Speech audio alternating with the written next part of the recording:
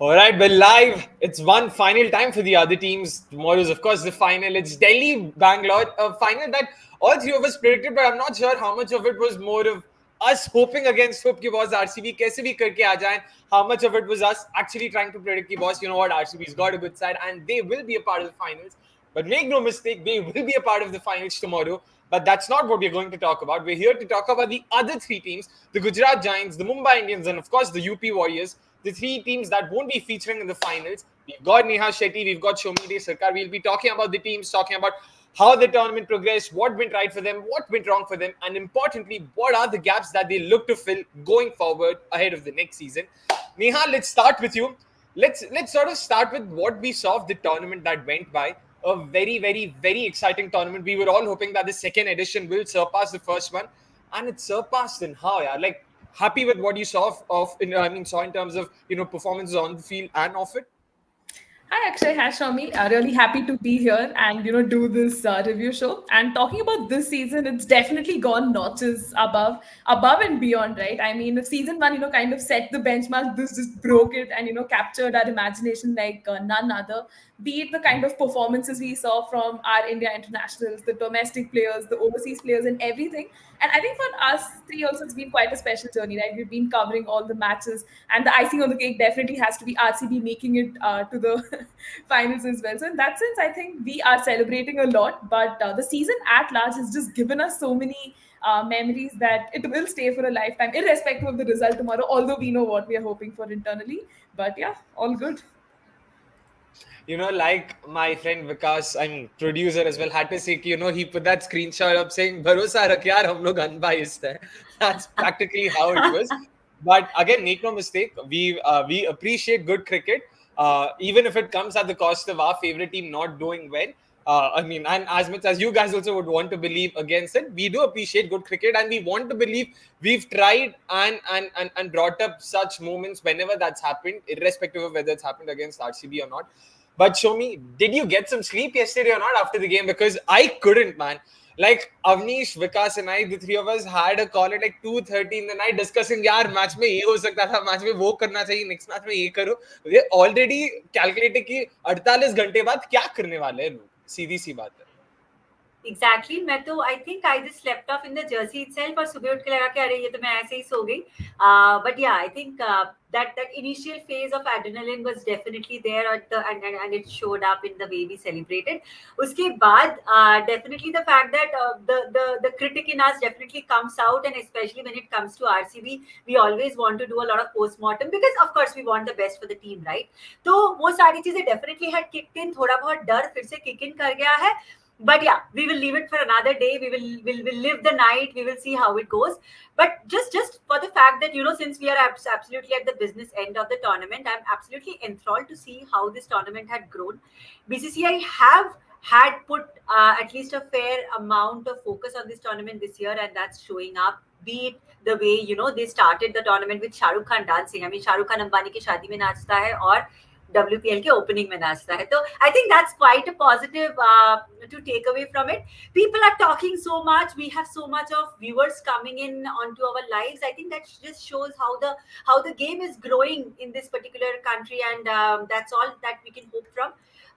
Have had a wonderful time with both of you and with everybody here now. Be it Darshan, be it Tushar, be it Miku. I think these are all known names. I mean, they don't. I mean, we just need to put a face to it. Maybe sometime. Maybe यार Akshay इसके बाद let's have a CDC party where everybody comes in to celebrate the WPL. I'm sure if we have the favorable team winning it, Akshay will throw a party himself. I'd love to, I've actually thought of doing, live watch-alongs, in-person watch-alongs, सबके साथ मिलके देखेंगे. That'll be great fun. Imagine watching an RCB game with all our viewers in the same room as us. That'll be crazy. It'll be manic, to be honest. I can't even. But that's something, that's been in the works. I've actually thought of it. Yeah, exactly. Fingers crossed we'll be able to do it sometime soon, if not immediately. But 100% agree with you, Shomi, that in terms of how BCCI promoted the tournament, I mean, credit where it's due, because we've always spoken, criticized BCCI, and rightfully so. I'm not going to sort of go back on that. Rightfully so, but credit where it's due, like I mentioned before. they've done a good job, a really good job of ensuring that the WPL, be it broadcast level, I mean, be it at the broadcast level, be it, in-ground crowds, be it how it was handled, how it was managed, kudos to them for ensuring that they did not sort of, skimp on it. They did not, find the easier way out. They ensured it was done the way the IPL is held. They did not look at it as a separate tournament, as a different tournament, as a slightly mediocre or a downgrade or something like that. It was considered on par with IPL, which is how it should be looked at.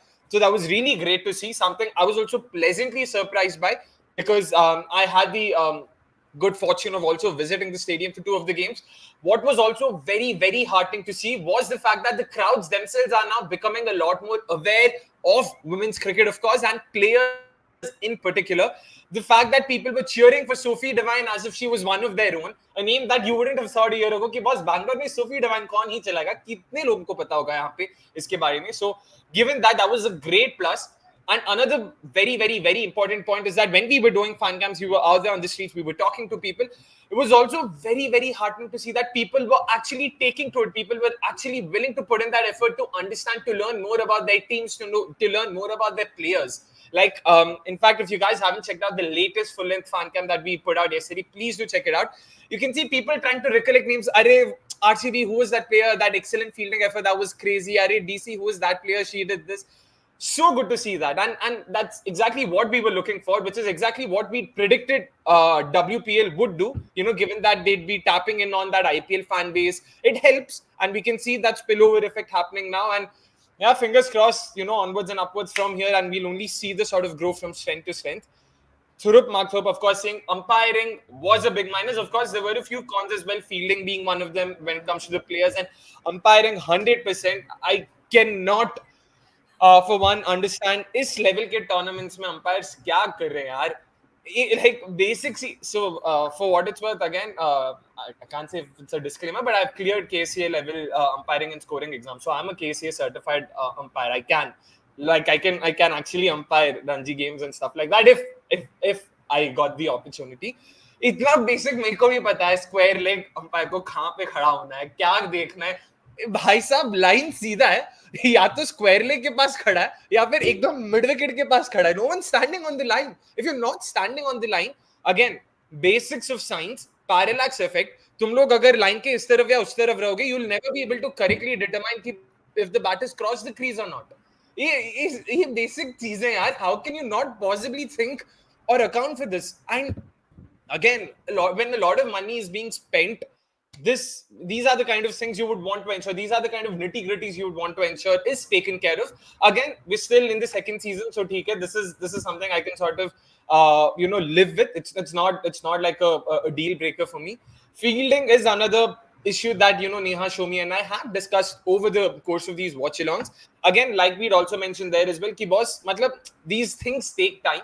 It's not कि एक season के बीच में तुम लोग fielding सीख के आ गए और सीख गए. 20-25 साल से तुम अगर एक तरीके से खेल रहे हो, एक तरीके से फील्डिंग कर रहे हो, you'll have to unlearn it and then relearn something new. So we'll have to give it time. But Neha, another thing I actually wanted to bring up is yesterday, of course, like every other RCB fan, I watched the highlights like 4-5 times, then watched Elise Perry, Asha Shobna, Smriti Mandana's interviews another 4-5 times, and then I happened to come across this tweet which so aptly sort of discussed or rather summarized, us as a bunch. People who love sports, पहले match देखते हैं, match से पहले preview सुनेंगे, 2-3 preview सुनेंगे, फिर match का analysis सुनेंगे कमेंटेटर से, ये सब. उसके बाद they listen to different podcasts, different reviews analyzing the game that happened, and they do this for every game in a 70-80 game tournament, and they have no issues with time. And I was like, बात तो सही यार, इतना time अपने पास जो भी हो, IPL, WPL ऐसे टूर्नामेंट्स में ना बहुत टाइम है अपने पास, जितना दिल खोल के एनालाइज करना है कर लो. Just wanted to put that out. That point is very, very valid. I'm pretty sure for Neha and Soumi as well. We just want to consume every form of exactly. I remember at a point of time, I didn't have a Netflix subscription, and I had one of those, you know which one, right? A plus subscription of that app. So yeah, I mean, it just shows our level of obsession of the game, and I would just not shy away from calling it like a tremendous amount of obsession.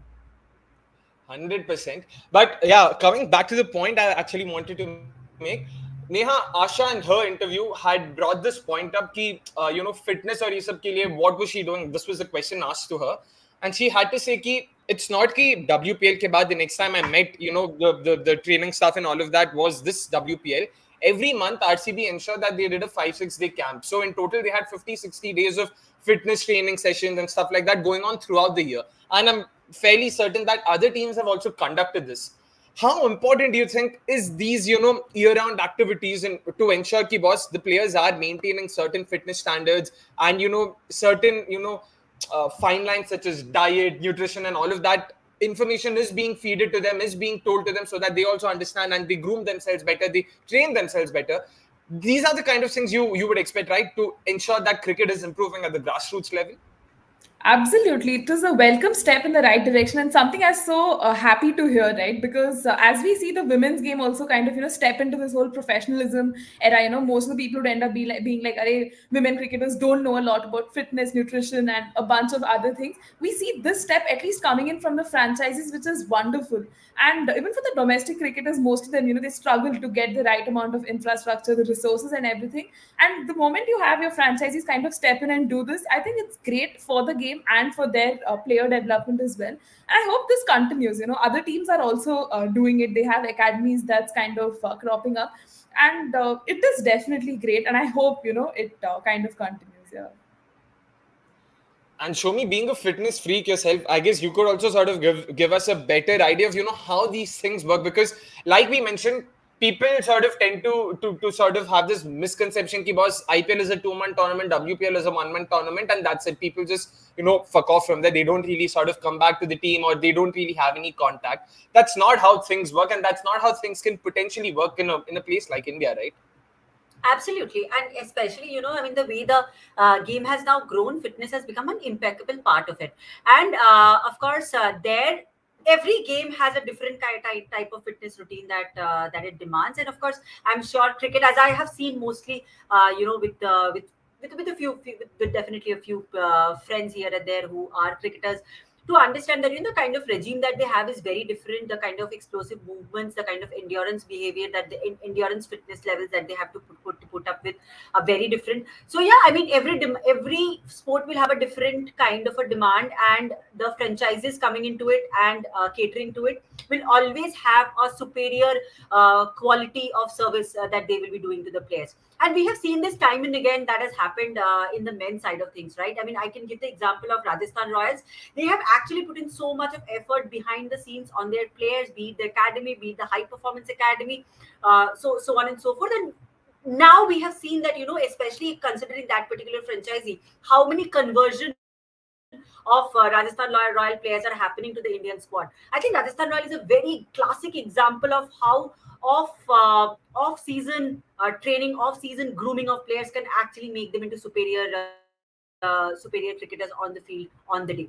So I think, yeah, this is definitely a very welcome step. And also considering the fact that women's cricket is still not played as much as men's cricket in this country. So giving these kind of opportunities, keeping them always in the realm of things, keeping them positive, keeping the intent high, I think that's very important. Also, I would like to quote, I think the UP Warriors coach, John Lewis, right? So I think he Yep. just had spoken about the fact that UP Warriors have had a terrible season of fielding. We will definitely talk about that. And he had actually spoken about the fact that how the players are not very much used to fielding under the lights, and that's probably had caused a lot of mishaps. So yeah, I mean, having the right kind of trainings, and I'm sure this training program, the training regime will also improve over a period of time. I think those things will actually come into the play, and that's how the game will probably go to the next level. And I just wanted Yes, to Neha. add Yeah. one point about, how, like, usually when you think of franchises, they just want to get the best out of the players, use them for that 2-month, 3-month period, and then chhod denge, because anyways, you'll regroup next year. But this continuous, communication and everything is actually good, not just from a larger POV, it helps the player development as well, right? So in that sense, they're not just invested in, winning, but also in growing this player's capabilities, which I think is a great sign. And it shows how everything is not just black and white and bas istemal nahi kar rahe, but then there's actually some development also happening. Yeah. Yep. Because again, like we've sort of spoken about as well, ki It's the first time majority of these players are playing under lights, playing in front of such big crowds, so much noise, so much music. International players, Georgia Warriorz herself in yesterday's interview had to say, ki, of course, on the face of it, it's pretty cool. It's very glamorous. There's such a big crowd rallying behind you, screaming out your team's name and all of that. But it also tends to get a bit overwhelming, especially for the ones I just could not fathom how difficult it must be to field, near the boundary for someone who's sort of always played in front of empty stands.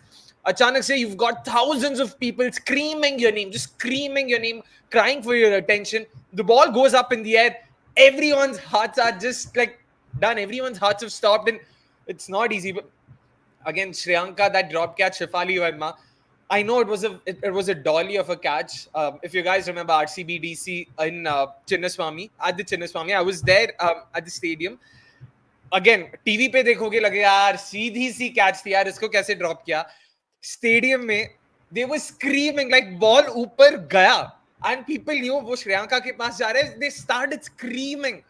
It's not easy. That's the kind of pressure we're talking about here. So again, it'll take time. So fingers crossed, onwards and upwards. And it's only good. It's only good that they also get to face these kind of crowds. And again, make no mistake, cricket in India is more than just a religion. The kind of crowds you see, even international players will sort of feel a bit overwhelmed. ऐसा नहीं कि मतलब Australia से आगे तो पूरा attention free है.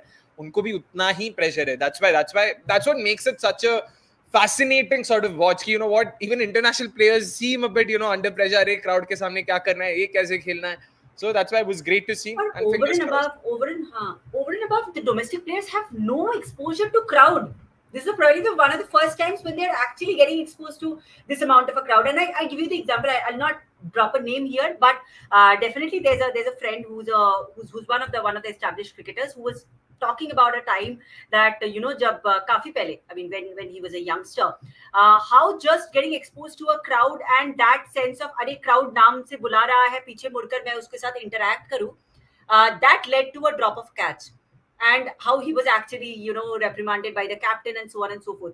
And just considering this, that women's cricket में तो है ही नहीं, even international space में भी कहाँ पहले crowd आता था. अभी it's only very recent that we are seeing some crowd there. 100%. And meanwhile, people taunting me. Aman says, Akshay, then be kind to RCB players when they drop catches tomorrow. Like, kal I'm not being kind. Parso, when the dust is settled, when I'm calm, when everything is past me, it's all sort of done. I'll be in basically me in my normal state will always be a lot more sympathetic than a lot of you guys give me credit for. But be me in my excited state in the middle of a heated RCB game. Please, if there's one thing you shouldn't expect from me during an RCB game, it's rational and logic. So Kushal, same thing for you. Akshay, during watch along, easy catch me pakad ke yaar. Yeah, and Akshay during review, guys, it's not easy. आप chronology समझिए, बताओ यार. Hypocrisy, देखो. Hypocrisy is a hallmark of my sort of. I was about to say personality. I was about to say personality. Yeah, no, but hypocrisy is a part of my RCB fandom. I'll just put it that way. It almost is like a starter pack. RCB fandom starter pack में hypocrisy, irony, ये सब मतलब आ जाता है. It's a gift. So yeah, sorry, Soumi. No, I was just asking Neha. Neha, imagine this. Akshay just told us, right? He's a certified umpire. Akshay umpiring in a RCB match. ये गधे catch पकड़. I don't know. No, me during an RCB game, if I'm umpiring, you know how it will be. I know the exact movie as well. There's this movie called Entertainment, Akshay Kumar ka. I don't know if you guys have seen it. उसमें there's this scene, umpire का scene है. वो बस out bat middle of the bat लगा, LBW out. तब तो review भी नहीं था, मैं बस RCB तू बस बॉलिंग डाल देनो का, तू वाइड डाल, मैं फिर भी आउट देगी, टेंशन मत ले, तो मैं आउट देगा. तो मेरा वो हाल होगा अंपायरिंग, मैं बकवास अंपायरिंग करेगा RCB गेम पे, तो पक्का है. No bye, I mean I can not hide my bias there. Darshan says WPL is also raising the standard for women's cricket worldwide. WPL not having TV coverage, third umpires for some games seems very, very, very archaic now. Completely agree with you. I was so stunned by it. Ki, chal kya raha hai? WPL ke kya? This was like their 7th or 8th season. How can you not possibly have TV umpires? Kya chal raha hai? So I completely agree with you that way BCCI have ensured ki, you know, boss, we will, yeah, take care of the coverage, the broadcast. But again, broadcasting and all, ek taraf, umpiring standards, fingers crossed, will improve over time. Anyways, 20 minutes into what we said would be a mega review of the teams, and we're yet to start. I guess those are good signs. Our viewers, of course, have a lot of questions to ask. We'll start with the teams as well, and we're going in alphabetical order, no other order. A lot of people have already asked us about MI, about GG, some even about RCB. यार RCB के question ना कल के लिए बचा के रखना. कल भी तो कुछ बात करने के लिए चाहिए होगा ना. आज let's just limit ourselves to the best of our abilities. That is to Gujarat, Mumbai, and the UP Warriors. Of course, alphabetically, it's the Gujarat Giants that we'll have to start with. To begin with, let's look at the kind of season they had. 8 games, 2 wins, 6 losses. Not exactly the kind of season they would have hoped for, especially given that they started off with 4 straight losses before finally beating RCB at the Arun Jaitley Stadium. Then they lost that humdinger of a game against Mumbai Indians because of a Harman special, a game that they really wish they would have won, not just in hindsight, even in foresight. They went on to beat UP Warriors in what was UP's final game, and then that was a crushing defeat handed to them by the Delhi Capitals in their final league stage game. Show me, let's start with you in terms of, the Gujarat Giants and what went right for them. What were the few good positives? I say a few because we all know what the season they had, but what were the positives according to you?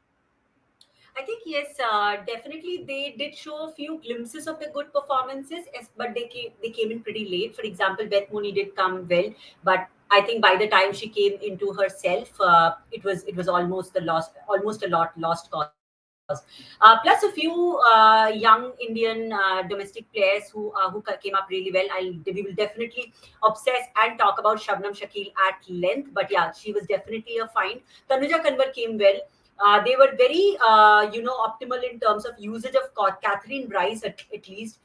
In terms of the Delhi leg, definitely their opening pair started looking a lot more better. But yeah, I think it's just the fact that they started so badly. Their Bangalore leg went so bad. They just could not recover from there. Of course, they had a lot of flaws as well, for which that rebouncing back was a problem. But yeah, I think that's largely something that they will definitely want to look ahead at. Some great signs from the domestic players like Shabnam Shakil, Tanuja Kanwar, some good opening pair batting, as well as I think Kathryn Bryce was a very, very smart move for them to have in the side.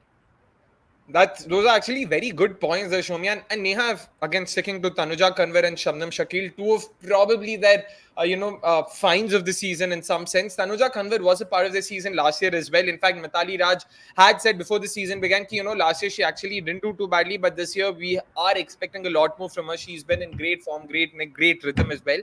And she did prove her coaches, or rather her mentors' words, right there. Were you happy with the kind of performances those two in particular put up? Because Shabnam again came later, much later. But Tanuja Kanwar in particular, like a solid performance from an uncapped player, especially, right? Definitely. And, seeing Tanuja Kanwar right from domestic cricket, I was hoping, she'd come good this Women's Premier League, because season one did not really give glimpses of, the kind of brilliance she has. And I think for Gujarat, who have had a largely forgettable season, I think she was the shining light, especially in that Bangalore leg. The kind of wicket she got, the way she was able to maximize and make the most of the surface was quite impressive. And at times, she was the only person you could actually take as a positive out of what was a very, very bad start to them for the season. And even the Delhi leg, mind you, she did get those crucial wickets. So I was very impressed with the way she performed. And I think a lot of people in our chat also were alluding, can she make an India debut? Maybe that's a little far-fetched, considering, we already have a plethora of spinners, who are like handy for us. And talking about Shabnam Shakil as well, another impressive bowler, right, coming from the stable of our domestic cricket setup. And it shows, she's also played in that under-19 World Cup. And I think the fact that the management has so much belief in her capabilities, they retained her, right? And she's just what, a 16-year-old. The kind of line and length she was bowling was brilliant. And I think pacers are something, we have craved for a lot in the women's game. We need consistent pacers who can actually deliver.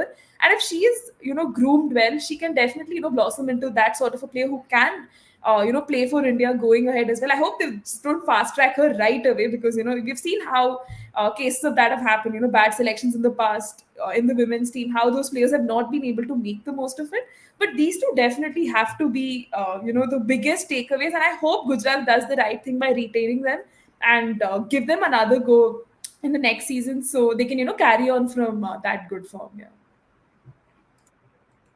Completely agree with you there. And Shabnam Shakil in particular, that spell against UP Warriors, I'll never forget that. Of course, Alyssa Healy, Chamari Atta, two big fishes. But the ball that she bowled to Shweta Sarawat, that actually was something that really impressed me, because Shweta came down the track. For her to have that, that presence of mind, ki boss full dalte, let's just stick to what I had in mind, not try and move around and adjust and account for it. Very, very, very smart, and so impressive to see a 16-year-old with that sort of a mindset and that sort of an attitude. And yeah, fingers crossed she will be able to do well. Of course, it is kudos to the Gujarat Giants scouting team as well. We were talking about potential trade options during the watch along and stuff. यार गलती से वो आ सकती है क्या RCB के यहाँ या किसी और टीम के यहाँ?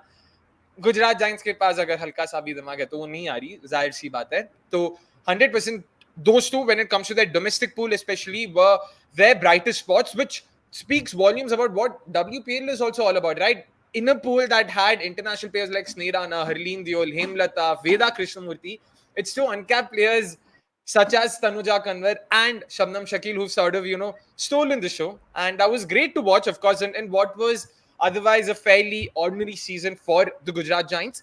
Another point that Soumi alluded to, of course, was their opening pair, which bloomed during the Delhi leg. Bangalore, they just could not even figure out their combination to begin with.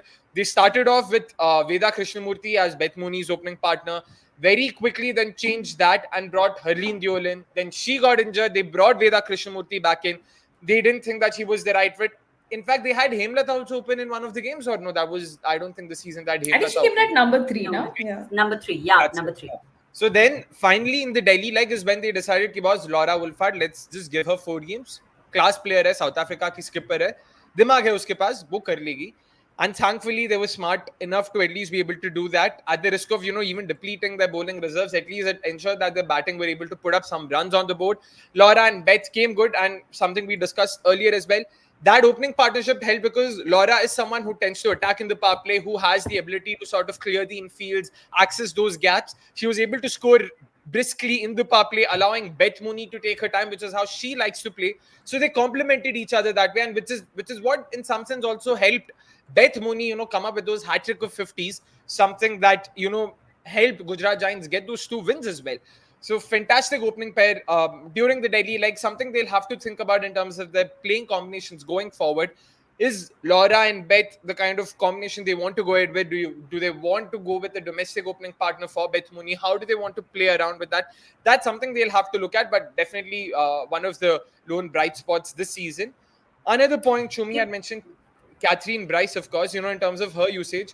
Neha, during the preview as well, we'd spoken about how one of the potential opportunities for the Gujarat Giants is that they're the only team with an associate player. So they have the freedom of playing 5 overseas players, a luxury no other team had. Not bad, right, in terms of how they sort of gave the kind of role they gave to Kathryn Bryce, and importantly, how she took to it. Definitely. I think she was very impressive. The kind of performances she put up. I think for me, the biggest thing was that partnership with Tanuja Kanwar, right, in that first match. I think that came in really handy. Barring that, I think even the spell she was given, it was fantastic. Like the fact that they had so much faith in her abilities. She comes from an associate nation. I think they trusted her to the best of her capabilities. And again, she has to be one of the biggest takeaways. I hope they don't let go of her, like how, Delhi did with Tara Norris after that first season, because having an associate player gives you the advantage of playing them. And considering Gujarat already had such depleted resources, be it their pace attack, be it their bowling at large, players out of form, them not getting to the groove early on, I think having a player like her just added a lot of value and stability to that setup. So here's hoping she can continue that form in international cricket and come back strong for season 3 as well, and they continue to include her. No reason why they shouldn't. 100% fingers crossed. And Exactly, Shomi, yeah. sorry, you had something to say? Yeah, so I echo the same thoughts as Neha. I mean, Kathryn Bryce should be preserved, and definitely that's an advantage that Gujarat has, and they should not let that go. But yeah, I mean, I just wanted to add up something with Shabnam Shakil. So I mean, definitely we have been talking about the fact that how impressive her body language had been when she came into the attack, etc. So the other part that was also very impressive for me is that in this format of the game, which can be sometimes a little cruel for the bowler, she came in as the I mean, she bowled the first ball and she got hit for a 4, and how quickly she bounced back. I mean, it just took her one ball to come back to her senses, and ball the right line and the length. So I think that coming in from a 16-year-old, I think that those are the things that shows you the glimpses of somebody who's as promising. So yeah, tremendously impressed, as we all were with Shabnam Shakil. And yeah, that she should be given right amount of opportunity, right amount of time to ripen, and then of course get exposed to the right platform, which is the national stage. Fingers crossed, of course, because we're always sort of hungry for domestic pacers coming good at this stage, especially. Let's hope that she is able to add herself to that list of pacers who've been able to do well in the WPL. That is. Gaurav meanwhile says Kathryn Bryce ka use kaisa laga, guys. I felt she was underused as a bowler, to be honest. The way I look at it is initially they were using her primarily in the middle and the death. Although again something we've spoken about is कि boss मैंने तो personally उसको fair break में जितना देखा था new ball के साथ she had a lot of value to add. Thankfully they realized it later on. Second leg में हमने देखा कि boss उसको new ball के साथ काफी मौका मिला. Middle में तो फिर भी ठीक है, but at the death again it's not like she's an out and out pace bowler. She's more of a medium pacer who has the ability to move the ball. So given that, I would say at least they realized their mistake and eventually they got to using her a lot better. So they progressed from, not using her in the correct areas to sort of understanding what her strengths are and stuck to it. So that way, that was a good progression, and it will keep them in good stead if they choose to retain her ahead of the next season, that is. So fingers crossed that will be the case for them as well, because yeah, always up for seeing more of associate players being a part of the WPL. Darshan meanwhile says Gigi might have the SRH problem of non-cricketing issues bleeding into their cricket. It's a decent squad otherwise. Ooh, interesting point. Okay, I'll hold my thoughts. I might have slightly strong opinions there, but before I jump to conclusions or jump the gun there, Soumi, let's start with you. What do you make of that? Do you think that's a fair point in terms of non-cricketing issues and all of that bleeding into on the field basically, or do you think it's more of the squad itself? Where are you when it comes to this? I think a couple of things here. Number one, I'm not a great fan of chopping and chopping and changing way too often. Be it the overall squad, the number of changes that Gigi did this year to start with, I wasn't too impressed with that. And of course, then there were other things around like injuries, etc., that happened, which were unfortunate. That's in nobody's control. The other thing is that I mean, we will definitely talk about Beth Mooney's captaincy as we go along in this conversation. But yeah, I mean, we did find a lot of difference of opinion in between the captain and the coach. While the captain had actually come out and spoken, I mean, and she had dropped the towel and said that, guys, I am not a great captain. I'm not going to captain any further. And this coming at the end of a season, which was pretty much a couple of seasons where they finished at the bottom of the table, it would have been not a great thing for a captain to come out and say that at this stage. Secondly, on the other hand, we have seen the coach speaking about the fact that they want a consistency, they want a kind of continuity in terms of the game, in terms of the players, so on and so forth. So there's a clear difference of opinion in between the captain and the coach, which doesn't always look great. The third part is about also there has been a lot of speculation on Twitters. We have seen a lot of tweets coming out about how there has been a disparity. I mean, sorry, that's a wrong word. How there has been a lot of, in terms of the bonding, there has been issues. But these are all speculations. We don't know anything about it, right? We just can look into the social media and can comment. So we'll not delve deeper into that. But at the same time, I think, yeah, I mean, if you are getting a new squad, absolutely, you just take off 11 players, get in few more guys at the start of just after a single year. I think these are the kind of issues that will always surface. But all of these things really come out like glaring if you have a bad season.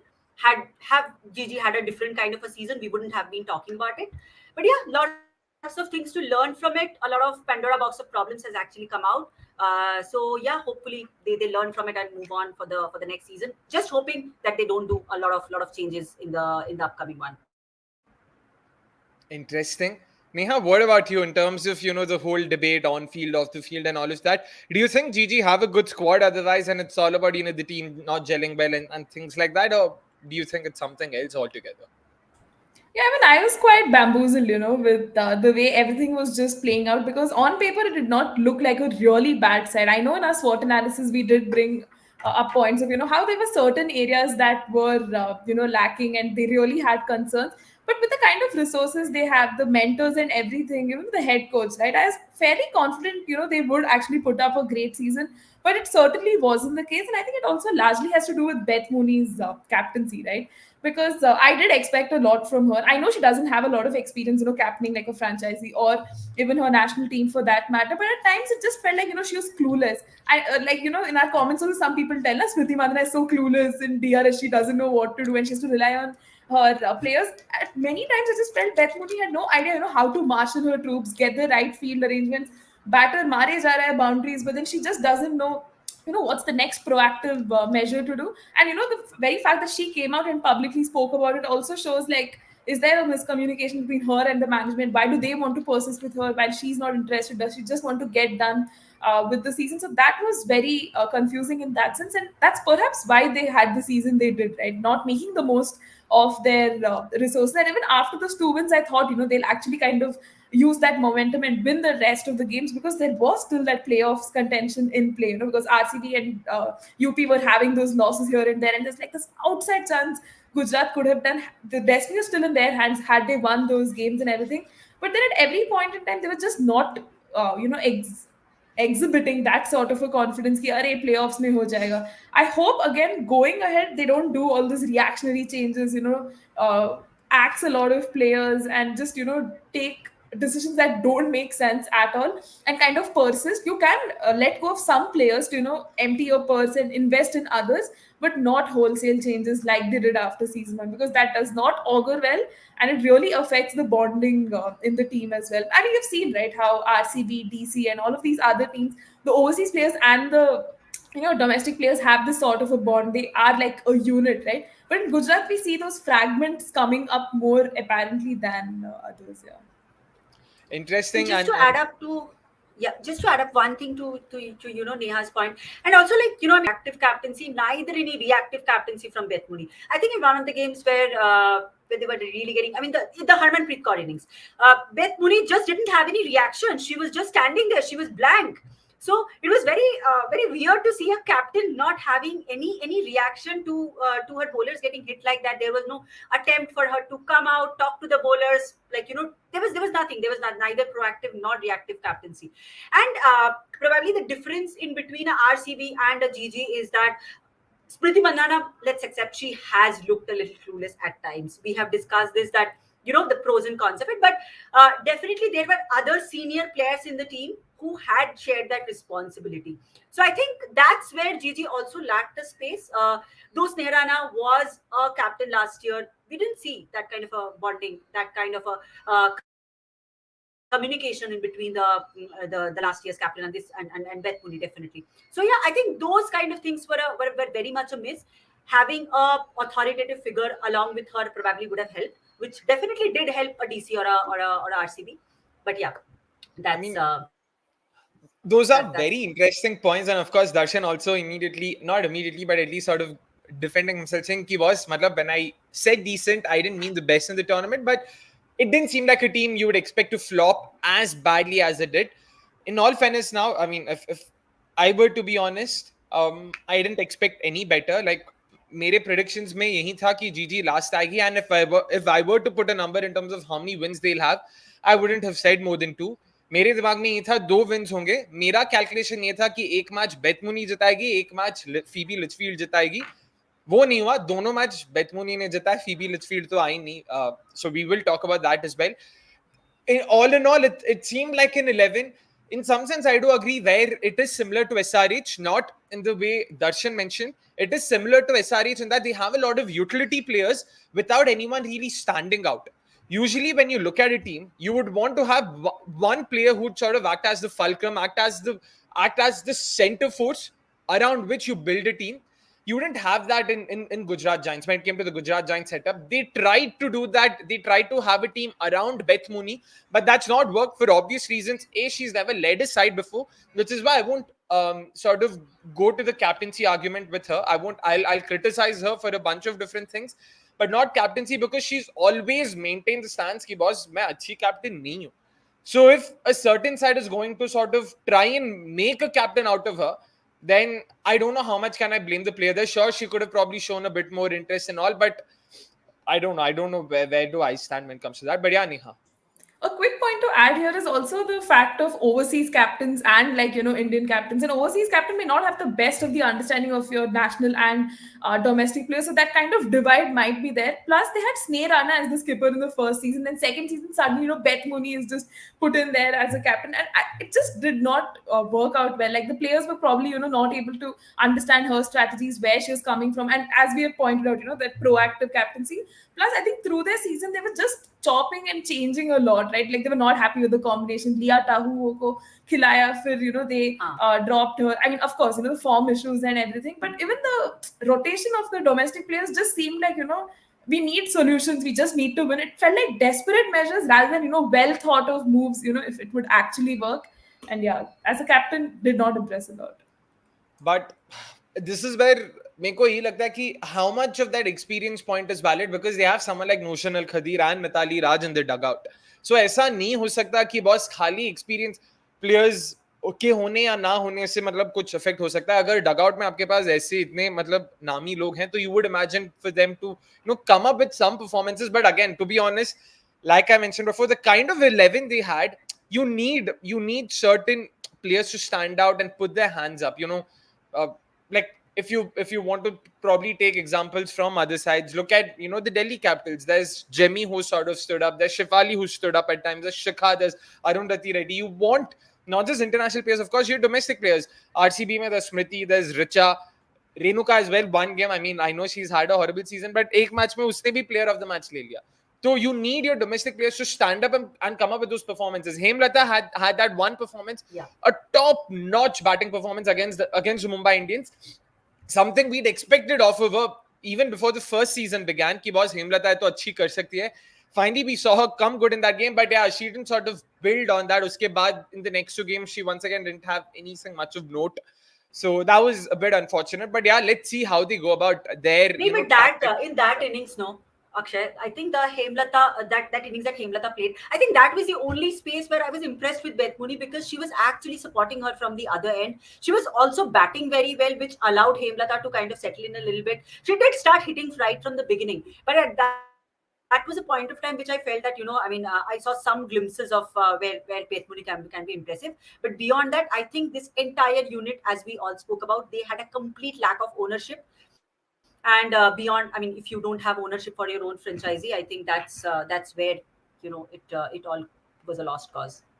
Yep, that's very true. And it's an IPL week when hum WPL mega review mein SRH, KXIP, not even PVKs, KXIP. So good to see we are sort of slowly building up to the IPL as well. But of course, let's stick to WPL for now. And Darshan also goes on to say one thing that appalls me is how little Gujarat Giants have gotten out of Gardner. She's such a good all-rounder. She could single-handedly win 2 games for them, one with the ball, one with the bat. मैंने तो दूसरे game के बाद ही बोला था, and I still stand by it. I really think the Gujarat Giants would be better off letting go of Gardner and trying to buy her back. Mini auction में, unlike the men's side of things, उतना पैसा ही नहीं है for teams to sort of try and outbid Gujarat Giants. तो चुपचाप buy her back. She won't go for more than 2.5. जो 1 करोड़ बचता है उसके साथ you can potentially try and come up with and go for someone else. So that's why I genuinely think they should let go of Gardner and look at how they want to build their side. Arish meanwhile says Hemlata didn't even bowl a single over two. उसका वो injury की वजह से I don't think domestic में भी वो अभी उतना बॉल डाली है ना, because last season के पहले भी उसने कुछ नहीं डाला था, so she didn't bowl last year as well. Neha, like, could you shed some light? Did she bowl enough in the domestic season as well? I don't think. No, she hasn't. And right now her focus is entirely on batting. So perhaps, that could be the reason. True. Anyways, we've spoken about what went right and we've inadvertently also spoken about what went wrong for them. But just to sort of put it succinctly, Neha, if you could sort of just cover those points, since we've already covered them in different ways and at different times, let's just sort of put it in one place. So there you go. What went wrong for the Gujarat Giants this season? Yeah, I think one thing that, I strongly believe was Beth Mooney's captaincy that has not worked out. So I won't delve deeper into that. Let's also talk about Phoebe Litchfield's form, right? I think we were expecting a lot of her coming into this Women's Premier League. Matlab, in that Australia series, there was nothing that could stop her. The kind of runs she was scoring, piling on the bowlers, playing spin so beautifully. I don't know. She just looked like an entirely different player in this Women's Premier League. A pale shadow of, the kind of promise she did display there. So that was, I think, a big letdown. So Phoebe Litchfield definitely makes the cut, with what went wrong. And I think even the fact with the too much of chopping and changing, and even the kind of experimentation they were doing with players, playing them out of position, and just trying to get those wins, it felt like desperate measures rather than well thought of strategy. So I think that is also something that clearly did not work out well for them. And also, this is one aspect of their bowling attack, right? Being not the best. I mean, they did have the resources, but then did they make the most of it? Leah Tahu, who was, thought of this pace bowling option who can, deliver the goods, but we saw what happened. Midway, she was just dropped. And I mean, bad form and everything. They did not even have a pace bowler after that. Yeah. Like Meghna Singh did deliver with that 4 wicket haul and everything, but the run she was going for was just really, like, unbelievable. And there was just so much pressure on the other bowlers, right? Tanuja Kanwar, Kathryn Bryce can only do so much. So that was a big concern as well, the bowling attack, and they will have to build on those resources. And even Ash Gardner, for that matter, right? She has been out of form for some time. Even in the India tour, we saw glimpses of some good performances, but the bad vein that of form she has been in kind of spilled on to this also. So we not get to see the best of her, and I'm pretty sure she wouldn't be happy with the kind of season she's had. We've seen her come up with much better performances, so I'm sure that would be playing in her mind and the management. And I think another aspect has to be the death over struggles, right? At Yeah. some point, they were just giving the match away. The opposition was running away with the game. I think this was particularly highlighted in that Mumbai game where Harmanpreet Kaur just went berserk. There was nothing given by the bowlers, that could have challenged the opposition in any way. So I think they've had their struggles with death overs throughout this tournament. And even the power plays, right? Because Beth Mooney is the kind of batter who takes a lot of time to settle in, and then she builds on that knock. वो क्या हो जाता है कि then it ends up putting so much pressure after the power play, and if she gets out, then it just feels like a wasted effort, right? And even with Laura Wolfert, if she gets going, well and good, but Edge hua, she's out, then again you think Gujarat is in for a collapse. And yeah, it just invariably ends up putting so much pressure on that middle order. So the mediocre power play is kind of spilled over to that. So can't say any wow, like match or match changing or very fascinating performances coming in from them, except that win versus RCB that we saw that they pulled off, which was quite remarkable. They still got 2 wins, but clearly they have a lot to work on, going ahead next season. Again, hoping that they don't go for those big changes, but are more tactful with how they deal with this. I mean, Yeah, and 100%. exactly in terms of where they were impressive, even in that win against UP, I still remember Deepti Sharma's innings more than what I remember of Gigi. So I think that just goes on to show that even in their wins, how they were not absolutely the best. So yeah, I mean, a lot of learnings from here to take it to the next season. For sure. I mean, that bowling attack as well, it was by far the worst bowling attack, at least in terms of numbers. While all other teams went at below 8 runs per over this season, the Gujarat Giants bowling attack went at 8.53 runs per over. Just going on to show how consistently they kept bleeding runs left, right, and center. It became very, very, very difficult for them to sort of control or stem the flow of runs. They didn't have those defensive options. Like there was Tanuja Kanwar and probably the odd occasion where Manat Kashyap stepped up as well, but barring that was very, very, very difficult. And also in terms of wicket-taking abilities, once again, hardly took any wickets. Again, balls per dismissal ki baat kare. I just sort of throw in a few numbers just to highlight how bad the season was. While every other team took less than 20 balls to take a wicket, the Gujarat Giants were taking 23, 24 balls, 23.5 to be precise. Is going on to show how much, despite going for runs, so usually basically, if we talk about cricket 101, point ये कि ज्यादा risk लेते हो तो ज्यादा reward मिलता है. तो if you go for more runs naturally you'll get more wickets. If you are going to bowl, if you're going to be more attacking, you might have a higher strike rate but you'll have a lower average, to put it bluntly. But in this case, runs भी दे रहे थे, wickets भी नहीं ले रहे थे. It was basically a lose-lose situation for them, and that's what made it really hard for them कि neither did they have attacking options nor did they have defensive options. They just had players who were somewhere in the middle, which basically meant that they were also going for runs. They were not able to take wickets. And it sort of became this whole mess that they really couldn't get out of. Fingers crossed they will be able to come good, going forward in the next season. And of course, like Darshan also mentioned, Michael Klinger did mention at the end of that last game, you know what, we won't be looking at making wholesale changes, and fingers crossed that won't be the case. But in all fairness, I genuinely don't know अगर ये wholesale changes नहीं करेंगे तो how will they come up with a better side, because right now they have to remove a lot of flab, to put it simply. It's not about non-performing assets or something. It's about they don't need certain players. Like I personally think Veda Krishnamurthy, they do well without Veda Krishnamurthy, Harleen Deol, Meghna Singh even. Like, but do they have someone who's sort of, I would say brave enough to tell this, ki boss, we don't need these players. We need to be smarter. Let's let go of Ashley Gardner. Let's try and buy her back. Let's look at potential trade options. So one I had in mind, I genuinely think there's something off air I discussed, and I've been giving it a lot of thought. I really think it would tick most boxes for them. Heather Knight at the Gujarat Giants would actually bring in, would make a world of good in terms of positive reinforcement for the Gujarat Giants.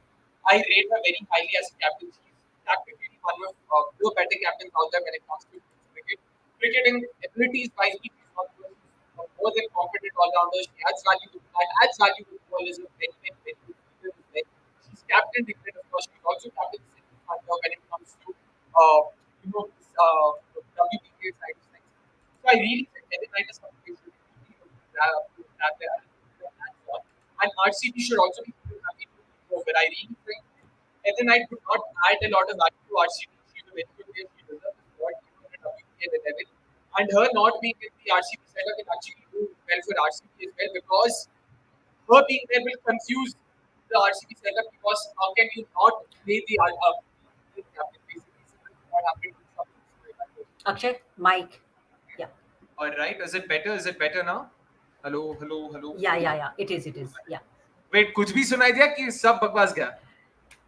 हाँ, थोड़ा. It will be good to. I mean, we know that what kind of your thought process. I think it will be a very enticing thing if you repeat it for the viewers. Exactly. Yeah. So just to sort of close that chain of thought, so RCB will also do well without Heather Knight, simply because it will help them eliminate that confusion, that bit of confusion कि यार Heather Knight को खिलाएं कि Georgia Warham को खिलाएं कि किसको खिलाएं.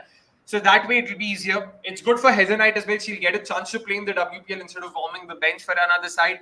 Gujarat Giants, they'll get a solid all-rounder, someone who can give them some overs, something they were lacking in the top six. A solid batter, importantly, a very, very, very good captain, something they are in very, very, very dire need of.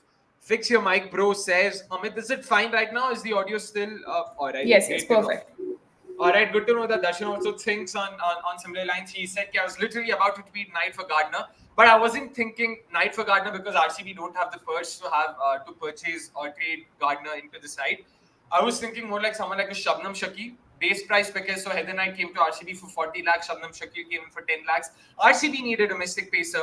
So given that could be something they can look at, both sides could look at, but let us see what happens. So this is in terms of course, the Gujarat Giants. Vasant, of course, has been trying to bring this up for a while now.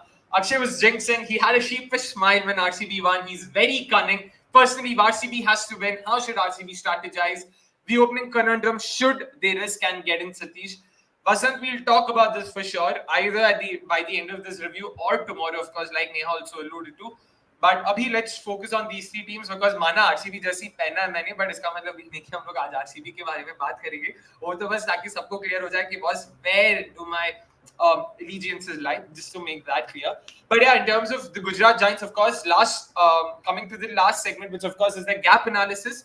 So one point, one thing that we really felt we should work on is getting in a better captain. Sure, Bethmuni को उन्होंने मतलब थोड़ा भरोसा दिखा के try to bring a captain out of her. Fair point, we won't put that against them. But दो season हो गए, एक में she didn't play, दूसरे में she's clearly shown not a lot of tactical new. So given this, I don't think there's any merit in trying to stick to her, especially when she herself is reluctant on holding on to captaincy. Given that, they should look at bringing in a captain. That's where someone like a Heather Knight would add a lot of value, like we mentioned before. Further, they should look at building some semblance of pace attack. And this is where they need to understand. Liya who sure, as an ad hoc option, sure, unko replacement chahiye tha, so they had to bring someone in. And fine, but they'll have to come up with better pace options. So at least ahead of the next auction, someone like a Megan Shoot could be available. There's Darcy Brown, there's so many Aussie pacers. Of course, Lauren Sheetal herself should be back from injury. So potentially she could also, be up there, right up there. So let's see how that happens. But that's something they should really focus on.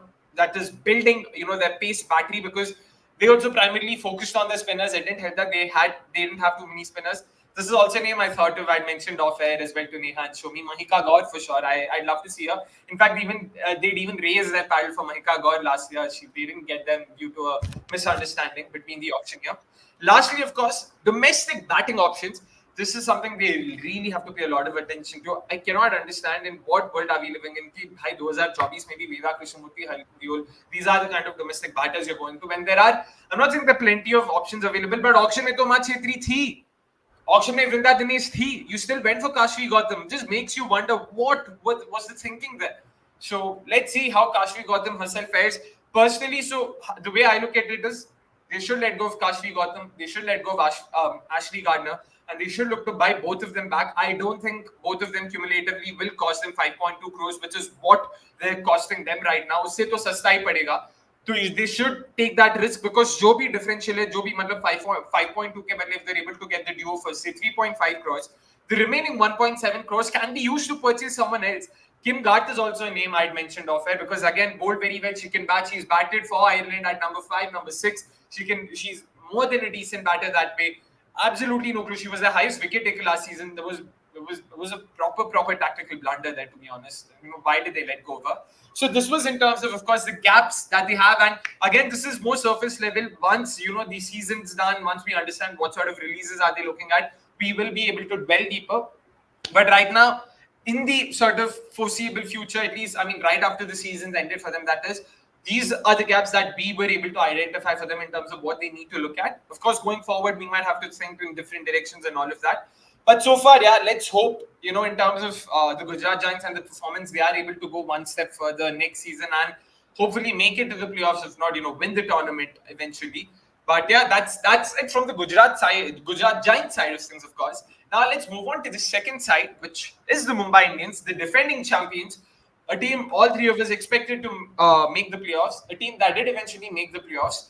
A team none of us thought would not make the finals. And it didn't make the finals, surprisingly almost. Neha, let's state, before I ask Neha to talk about what went right for them, let me just talk about how the tournament went about. They started the tournament, of course, by beating the Delhi Capitals in that humdinger of a tournament opener. I'll never forget that game. Last ball, 5 runs required. An uncapped Saajana comes in and tongs Alice Capsey for a 6 down the long on boundary. That was just tough of me, to be honest. Fantastic performance that by Mumbai Indians. They snatched this victory from the jaws of defeat, like they like to say. They later went on to defeat the Gujarat Giants comfortably, then had a slight hiccup when they lost to the Warriorz. Came back strongly against the Royal Challengers Bangalore in the absence of Harmanpreet Kaur and Shabnam Shakil. They absolutely thrashed Bangalore at their home ground. They started their Delhi on a very sort of somber note, lost to the home side. Shifali Verma and McLaren, from what I remember, started strongly, and then McLaren continued. They posted a solid 190 plus total. They weren't able to chase them down. They finally defeated UP Warriors to ensure their spot in the playoffs. Then they defeated the Gujarat Giants as well. Once again, defeating victory from the jaws of defeat. Thanks to Harmanpreet Kaur. 91 needed in the last 6 overs. She did what she could do when it comes to the Indian setup. That was great to watch once again. And finally, they ended the season by twice to the Royal Challengers Bangalore. Once by 7 wickets, which was the last game of the group stages, and then we lost by 5. That was a fantastic game once again, of course. I, as an athlete, didn't see that. But talking about what. Alright, it's still in the Audio. Yeah. I think that's strange. Yeah, everything seems fine. Okay, is it better? I think you're just moving away from the mic. Yeah. Alright, cool. Alright, I'll this is try perfect, and as still as possible. But yeah, this was how the tournament fared. But talking about what went right for them, Neha, the stage is yours. Yeah, I can't believe we live in a world where, Mumbai has not made it to the finals, the kind of team they had season 1 and, all the build up, because that's the kind of team that Mumbai Indians is.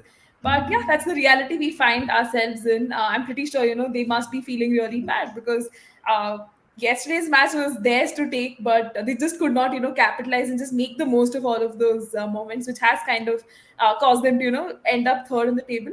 But just looking at what really worked well for them, I think they had a great league stage, right? No, we can't take away anything from that. They've won 6 games, just lost those 2 matches, and I think we'll have to look at Yastika Bhatia's form. I, for one, did not believe she's that ideal opener, but has clearly proven me wrong. Hit those beautiful boundaries, gave them those brilliant starts, and this is also more important to look at because Haley Matthews has not been in the best vein of form. So having an India international setup and kind of step up and deliver was a sight to behold, and she really held one end. So I'd say she was pretty impressive in that sense. And the other things that went right, of course, has to be Harman's form, right? She again stood up and delivered every single time the team needed her. I mean, yesterday cannot be an example or a sample for that. But barring that, her form has been great. At her attacking best, she is one of the most difficult batters to bowl to, and we saw a glimpse of that as well. Her struggles against spin did not come through as much, so it's great, that she was able to hold her own and come good. Her captaincy also, I know a lot of people comment. I think we ourselves are victims of that, of how she has this tendency of, name calling or throwing certain players under the bus. But that's probably, her style of captaincy. The players trust her enough to, kind of do that sort of thing, or, that's her way of bringing the best out of her players, be that bat teacher sort of person, who like challenges her players and does that. But her captaincy also, the kind of understanding she has with those domestic players, with the overseas players as well, you see that gelling really well for them. And clearly, their league stages, outcomes are for everyone to see. So I, still give her the benefit of doubt. The captaincy was good, and usually when she gets, very high in emotion, are the times, when statements like that come. And the other positive definitely has to be Shabnam Ismail, right? I think during that Women's Premier League auction, as people were like, why did they have to go for Shabnam Ismail? But it was a wise choice, and we know Mumbai never takes bad decisions in the auctions. At least whatever the past has said. And a lot of teams were vying for Shabnam Ismail, but Mumbai eventually had the last laugh. And man, she has delivered. Those power play overs, the batters literally feared facing her.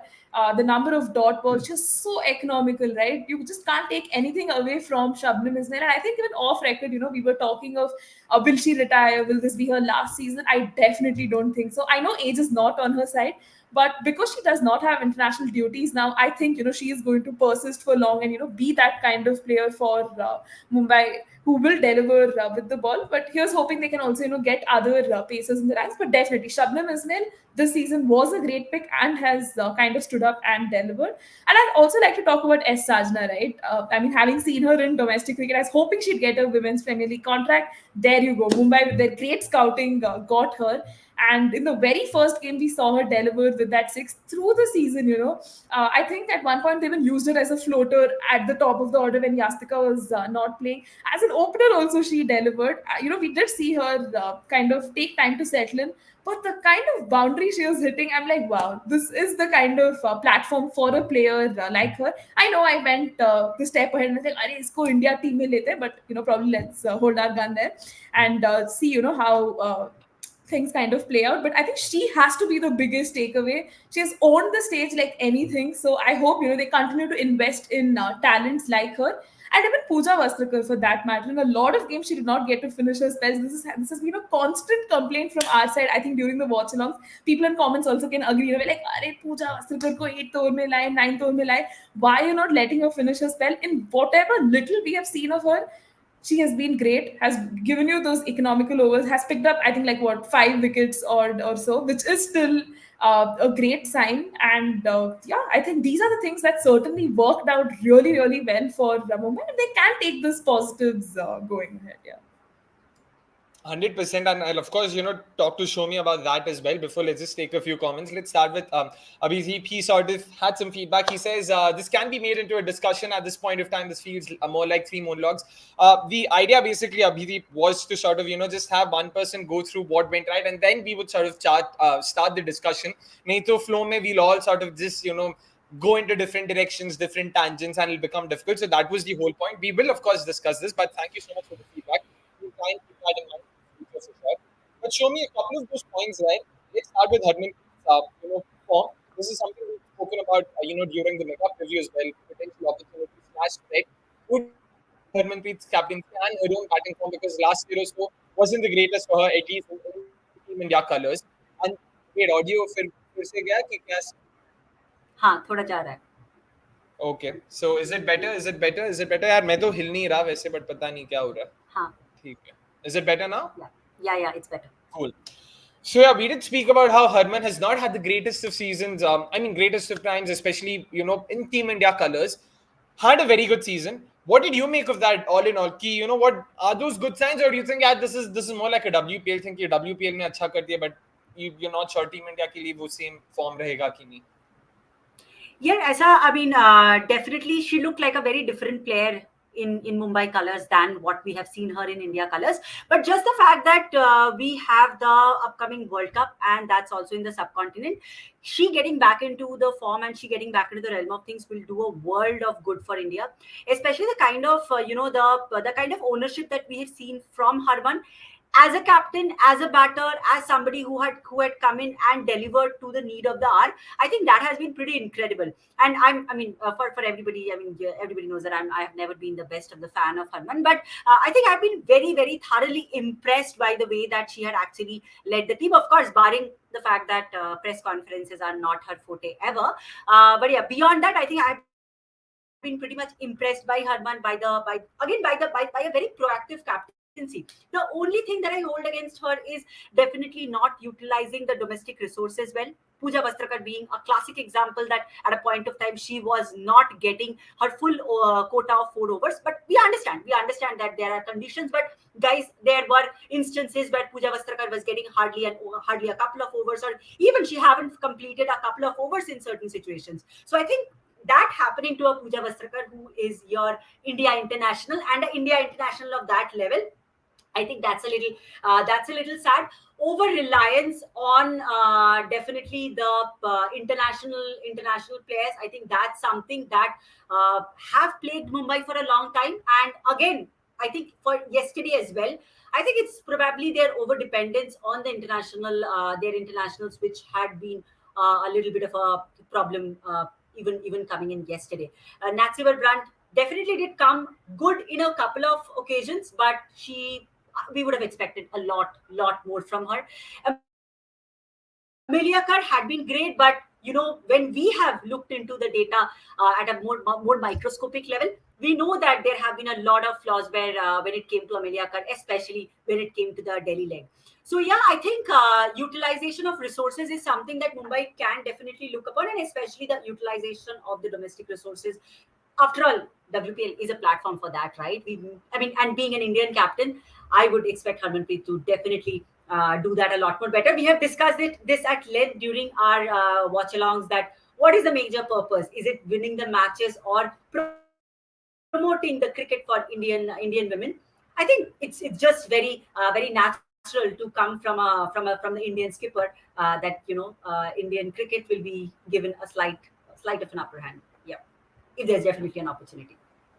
Yep, fair enough. I mean, sort of let's just jump right into what went wrong for them, because in terms of what went right, of course, fairly obvious points, those, and we have discussed them.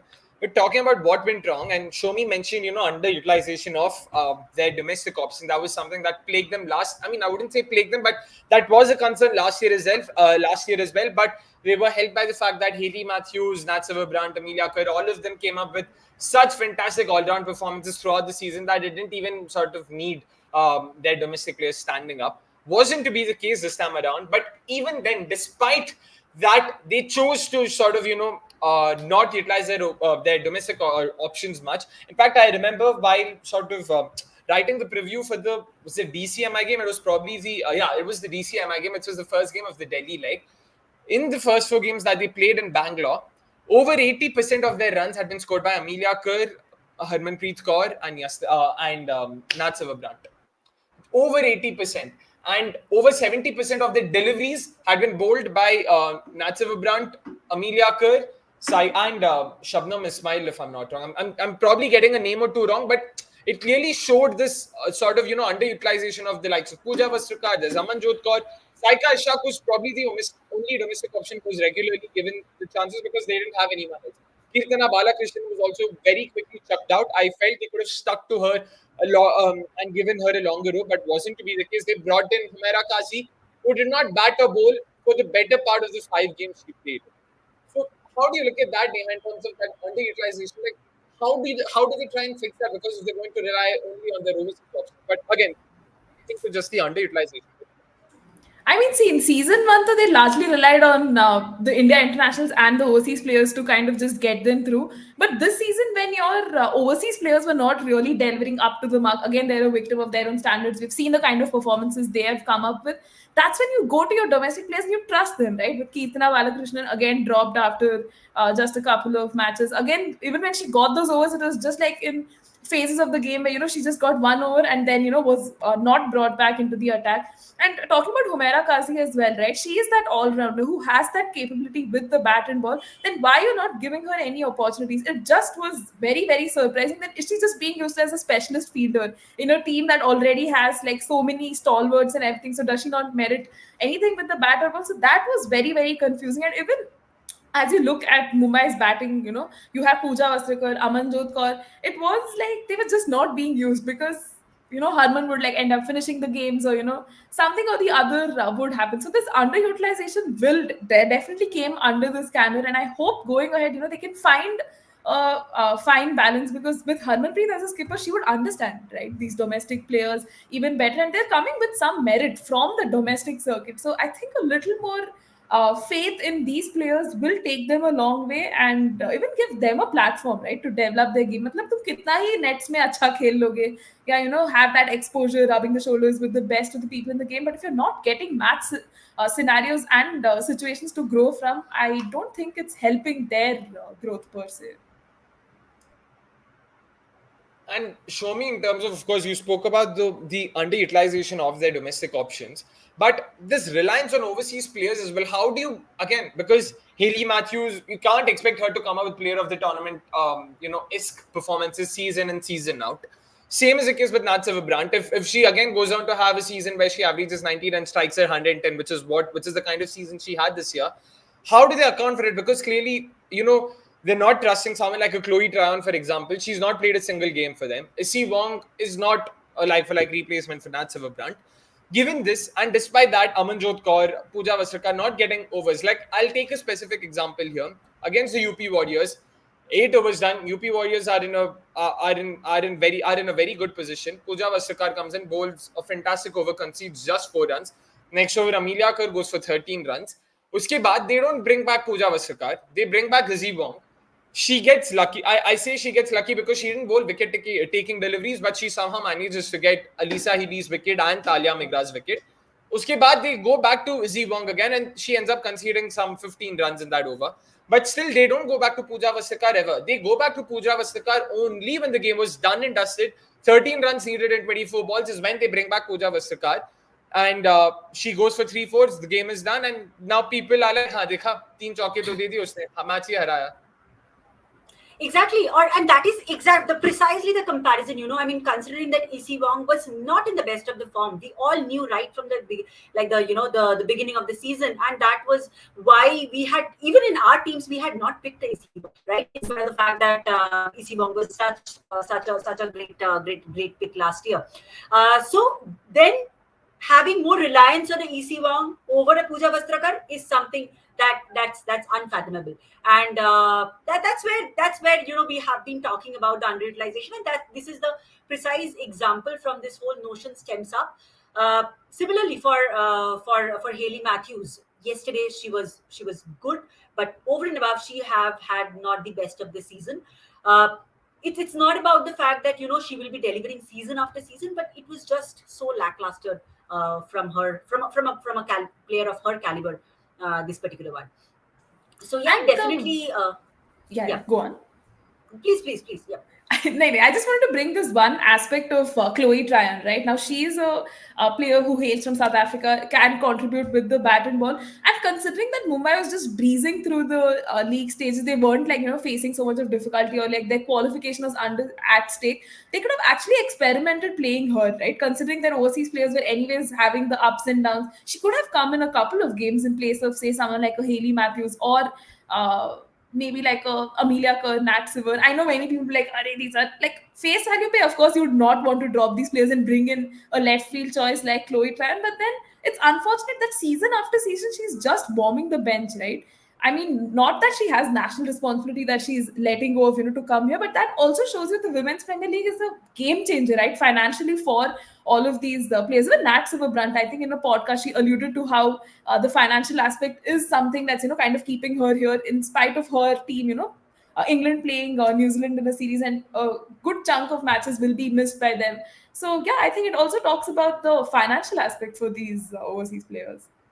I mean, yeah, you can't blame them. अगर 3.5 crore मिल रहा है, तो of course they would be inclined on staying back and finishing the tournament. So, I mean, I wouldn't blame them or put that against them. I'm all for, like I said, I am a pro capitalism person, as sad or bad as it may sound.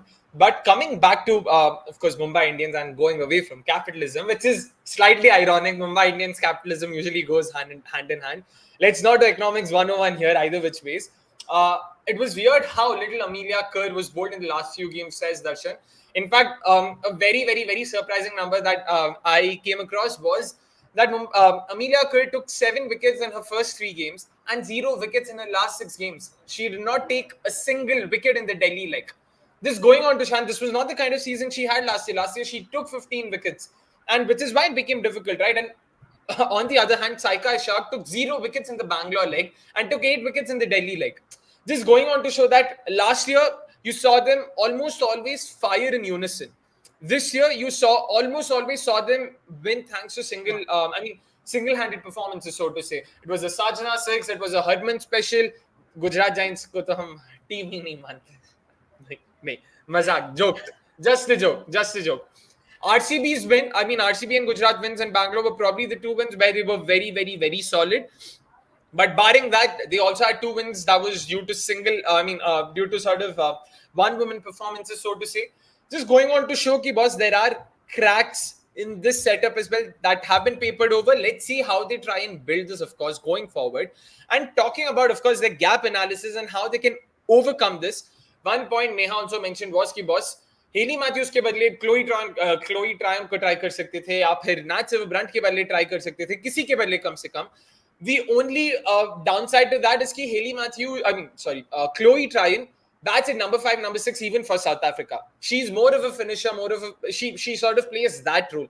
Given that उसको top order में वैसे भी भेजना is not fair to her. She's not a like for like replacement for any of those players there. Which is why which is why we felt that one area they probably should look to improve on is get a backup top order option to ensure कि boss अगर Hayley Matthews, Nat Silverbrunt, Amelia Kerr तीनों में से कोई भी अगर एक form में नहीं, तो at least they must have the option of replacing them with someone. Right now that's not the case with them. Last year because they had such a fantastic season, they were like boss हम chill मारते हैं, backup options की जरूरत नहीं है, let's depend on Hayley Matthews, Nat Silverbrunt and Amelia Kerr. Again, not a bad strategy, because if there's a trio you would want to depend on for your life, it would probably be this. Hayley Matthews 25, Amelia Kerr is 23, Nat Silverbrunt is 28 if I'm not wrong. They're not old.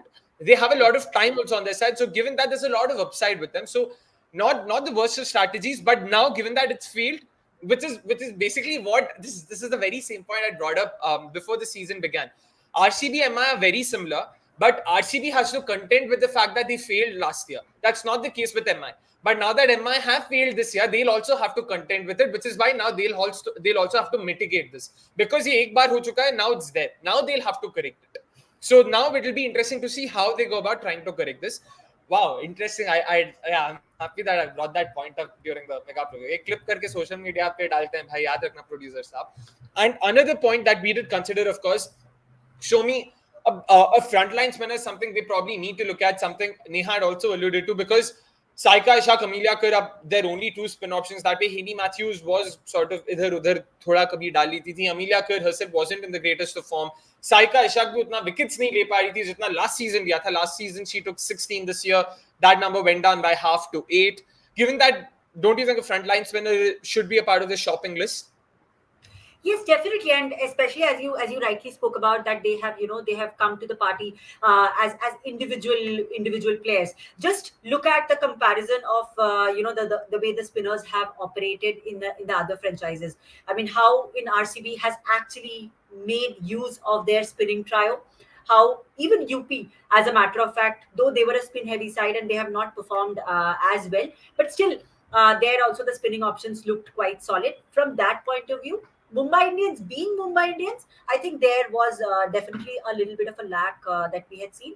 And from that point of view, yes, I mean, definitely that can be a part of their list. But at the same time, as you rightly mentioned, having a top order overseas batter, I think that will be their bigger priority, considering that, I mean, Haley Matthews, they will definitely need a backup option there. And Neha, what are the names you have in mind? Please don't say Ola, please. बस उसके अलावा कोई भी नाम दे ले. Arey, so for frontline spinners, so I was thinking on the lines of like Alana King. I think she would make a great pick. Then I was thinking of even someone like a Heather Graham, again left field choice. But then when I'd seen her in that series versus India, she looked really good. This was that But Heather 2020 Graham toss. MI के साथ ही था ना, MI नहीं छोड़ा उसे. Choda, but they can always buy it back, So I was thinking of it in those lines. But backup overseas top order batter is also something they'd want to pick on. So probably someone like a Tammy Beaumont. I know she does not exude a lot of confidence in T20s, but can offer that stability right at the top of the order with Yastika. But then Haley Matthews ko kahan khilayenge? That will be a big thing. I see, it's not that they have to make a lot of wholesale changes or like come up with a lot of things ahead of the next season. It's about trusting those players and give opportunities to your domestic players and do some mindful shopping in the auctions and don't go after players, which would ruin the combination and team dynamics for others as well. Yeah. Yeah, it'll be very interesting. अरे सोमी मतलब इधर भी उधर भी वाह मतलब multitasking आपसे सीखना पड़ेगा. गौरव भाई मिल गया आपको, देख लो आपको कॉम्प्लीमेंट मिल गया. कल गूगल पे कर देना, मैं नंबर भेजता है, भूल मत जाना. मेरा गूगल नंबर यार, इसका क्यों हाँ कर रहे हो? आप वही आपका मेरा नंबर होगा ना उसके पास, मेरा नंबर नहीं, उसको बताएगा उसको. मतलब कल टीम आउटिंग के गौरव तब मैं नंबर दे देगा, तब गूगल पे कर देना याद से. Can do with a leggy like Pratyusha. Ooh, interesting names taken there, Gaurav. We'll discuss Even such. now, Priya Mishra, right? Like she barely got any chances with Gujarat. So if Mumbai can probably like get someone like her, that would also be great. So yeah, interesting choices. Fair Actually. enough. Sarah Glenn, Charlie Dean. There's Amanda Jade Wellington, of course. AJW. There's also Alex Hartley. Yeah, मैं मतलब मैं ये कर रहा था because वो अभी PSL गई है ना, spin consultant या something on those lines. Yeah. So given that, I was just thinking Chloe Tryon herself is a decent spinner. I know, मतलब है तो सही, but उसको ऐसा, I mean, if you want a frontline spinner, you can't possibly think of Chloe Tryon as your मतलब backup frontline spinning option. But true, I completely agree with you. She's more than a decent option. She's a slow left armer, right? Neha? Slow left armer, right hand bat. Yeah. Interesting. Alex Hartley is retired. Wait, international cricket से भाई league खेल रहा है. मतलब दर्शन, she still more than happy to be a part of the WPL and all. She took part in the auction as well. Na, she went unsold. 100 में she was retained na, Manchester Originals. So that's why. So let's see. Shlok Bhadge meanwhile saying, people saying Akshay till shouting water ball from. Our watch along versions are not the same as our preview and review versions. We are different. Clearly. Very different. But this very aptly, this in 3 words very aptly describes me, I guess. Thank you so much, Comedy King. I am crazy. इसमें पूछने वाली बात तो थी नहीं. Gaurav says Alex Hartley is busy trying to stop Shadab Khan from bowling 2 full tosses in and over. Wait, why will she stop Shadab Khan, Gaurav? She's with Multan Sultans and Shadab Khan is with Islamabad United. Get your PSL facts right, please. मेरे को Mike Hesson के साथ rap को build करने के लिए बताओ क्या कुछ करना पड़ता है. देखो PSL भी ऐसा एक आंख बंद करके सोते हुए देख रहा हूँ ताकि उसको मैसेज डाल सको. यार Islamabad United, great stuff, great going, nice to know. But they are playing, by the way, they are playing qualified too. अरे करना चाहिए भाई, करना चाहिए. Oh, sorry, cheated. Correct, fair point. Sorry. Completely agree that my bad. Completely agree with you. But anyways, PSL से वापस border की इस तरफ आते हैं. Let's talk about WPL. अरे भाई लीग का नाम भूल गया एक सेकंड के लिए, because बीच में मेरे को याद आया कि गौरव ने इकोनॉमिक्स का भी थोड़ा झंडा गाड़ा था यार. Gujarat is not a team. They're an idea. That also an idea like communism, but will fail spectacularly when applied on the ground. Even they suffer a great leadership issue like the communists. दंगे करा के ही छोड़ेगा ये भाई साहब. Yes, Shlok. Mike Hessen does rate us very highly, and Do you need anything more than that? The gaffer himself talking about cricket.com, talking about why he liked cricket.com, and I swear to God, मैं अपना Google पे history दिखा के छोड़ूंगा. मैंने Google पे नहीं किया उसको, अब सामने से बोला है, अच्छा. मतलब सामने से. Uh-huh. तो मतलब वही बोल रहा था कि सामने से बोला है, मतलब हमने मतलब कुछ बोला नहीं था उनको ऐसे बोलने के लिए. It was great on his part, and credit where it's due, he was following us even before this, which is how we sort of got in touch. So anyways, once again, coming back, it is time to talk about the last side for the day, that is the UP Warriors. Let's talk about how their tournament progressed. They started off, I wouldn't say on the worst of notes. They had a fairly solid games against RCB. A couple of things here, a couple of things there, and they could have sort of, been on the other side of the result. They ended up losing it by 2 runs. Next game, they were thrashed by Delhi Capitals, which they went on to lose by 9 wickets. Then they finally managed their first win of the season against the defending champions, the Mumbai Indians, which they won by 7 wickets. Thanks to Grace Harris, thanks to Deepti Sharma as well, that partnership between the duo. And Kiran Navgire up top. Of course, if you guys remember, she brought up her first ever WPL 50, having asked to open for the first time ever in WPL, that is. And she came good for them. Next game against the Gujarat Giants, once again, a solid performance by them, ended up winning it by 6 wickets. Then they lost to RCB by 23 runs. That was the last game of the Bangalore leg. I mean, it is, of course, memorable for us as RCB fans, not so much for the UP Warriors fans. Again, lot of blunders, lot of drop catches, something we'll talk about, of course, going forward. Then they came to Delhi, lost to Mumbai Indians. That happened in the 7th of March. I vaguely remember because जब थोड़ा दारू P रहा था तो बीच में score card भी देख रहा था और निखिल भाई के साथ बात भी कर रहा था. अरे ना चलो ब्रंट ये करिए वो करिए. They lost there by 42 runs. Then somehow, by the barest of margins, were able to defeat the Delhi Capitals. That was a fantastic watch along, by the way. If you guys haven't checked it out, do check that out as well. We all were like, boss, ये game तो Delhi capital जीत ही रहा है, मेघलानिक तो अच्छी कर ही रही है, अरे ये आएगी वो है, 11 बैटर है इनके पास, टीटा साधु भी मार देगी, टेंशन की बात तो है ही नहीं. And how wrong were we, because they somehow managed to botch that chase up, and kudos to UP Warriors for hanging in there. They somehow managed to win that game by 1 run to sort of live to fight another day. Unfortunately, that fight was very, very swiftly ended by the Gujarat Giants, who managed to defeat them by 8 runs. Their top order almost sort of went into self-combustion mode there. Lost 4 wickets in the power play while chasing 150 odd. A chase that also largely happened due to their own mishaps. They dropped Beth Mooney, who sort of made them pay for those missed opportunities. And that pretty much sort of was the story of the tournament. A lot of opportunities created, but not a lot of them were grabbed. And that sort of is primarily why, they weren't a part of the playoffs. Talking about what went right for them, Soumi, let's start with you. What, according to you, went right for the UP Warriors? When I talk about UP Warriors, the first thing that comes to my mind is definitely Deepti Sharma. She has been absolutely brilliant. She has been absolutely a woman of character. She has reinvented herself with respect to her power hitting. With respect to the ball, she has been pretty much good. She had played the role of an anchor, and we just don't have enough amount of words to show. I mean, to talk about the brilliance that she had shown this year. Definitely, Grace Harris, your favorite, of course. She came well in the Bangalore leg. There's Sophie Eccleston's form. UP had got a few games right here and there, but yeah, I think largely there were a lot of things that they could have improved, especially from Alyssa Healy's side. We were expecting a lot more of her from as a captain as well as a batter, more as a batter.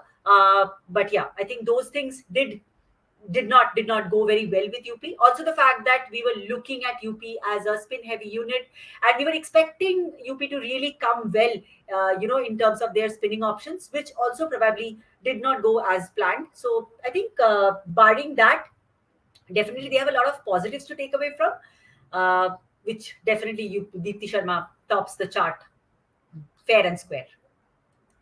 100%. I mean, Deepti Sharma, Neha, the kind of season she had, especially with the bat, ended the season with a hat-trick of 50s, something that none of us really saw coming, right? Absolutely not, because when she was playing for India, we had concerns with her batting position, her coming in at 6, not inspiring that much of confidence. But I think in the Women's Premier League, she's just, turned a reef and produced performances to remember, right? Those three consecutive half centuries. You have a struggling UP Warriors batting lineup, I think, which we will talk about a little later. Yet she stood out, right? It was not just with the bat. She again came in with the ball, bowled in those crunch moments, in the death overs, got you those wickets, bowling brilliantly, in tandem with Sophie Eccleston. So I'd say that has to be the biggest takeaway. And seeing her emergence as this power hitter, something we had seen of her, glimpses when she had made her India debut. Then we saw her batting, kind of taper down, not so that also happened to her batting. But I think this Women's Premier League has given, reinstated that faith that she can be the power hitter that India is kind of looking at, going ahead as well. And considering, we play matches in conditions like this in that Bangladesh series, probably that Asia Cup and the World Cup, I think her performance will be of prime importance. And great to see her, make the most of this Women's Premier League platform. And even the manner in which Alyssa Healy was experimenting and, using her flexibly through that batting position as well was quite fascinating. She really absorbed the pressure and made the most of the match situation. So yeah, happy to be again proven wrong that she has that match winning and power hitting capability. 100%. I mean, this is something we'd spoken about in the mega preview as well. Ki, one of the potential threats for them, I mean, potential opportunities for them is Deepti Sharma, the batter. If she stands up, it would sort of augur well for the side, because that's something they've been looking forward to when they even bought her in the first place. Ki boss, if she's also able to add value with the bat, that would definitely go a long way in helping their lineup sort of, be a lot more competent on the field. And that was to be the case this time around. Darshan also coming up with this interesting stat. He says, I saw that before this WPL, Deepti hit a six once every 10 overs or something. How she's improved that this year, 100%. Something she had also spoken about when we sort of did an exclusive interview with her.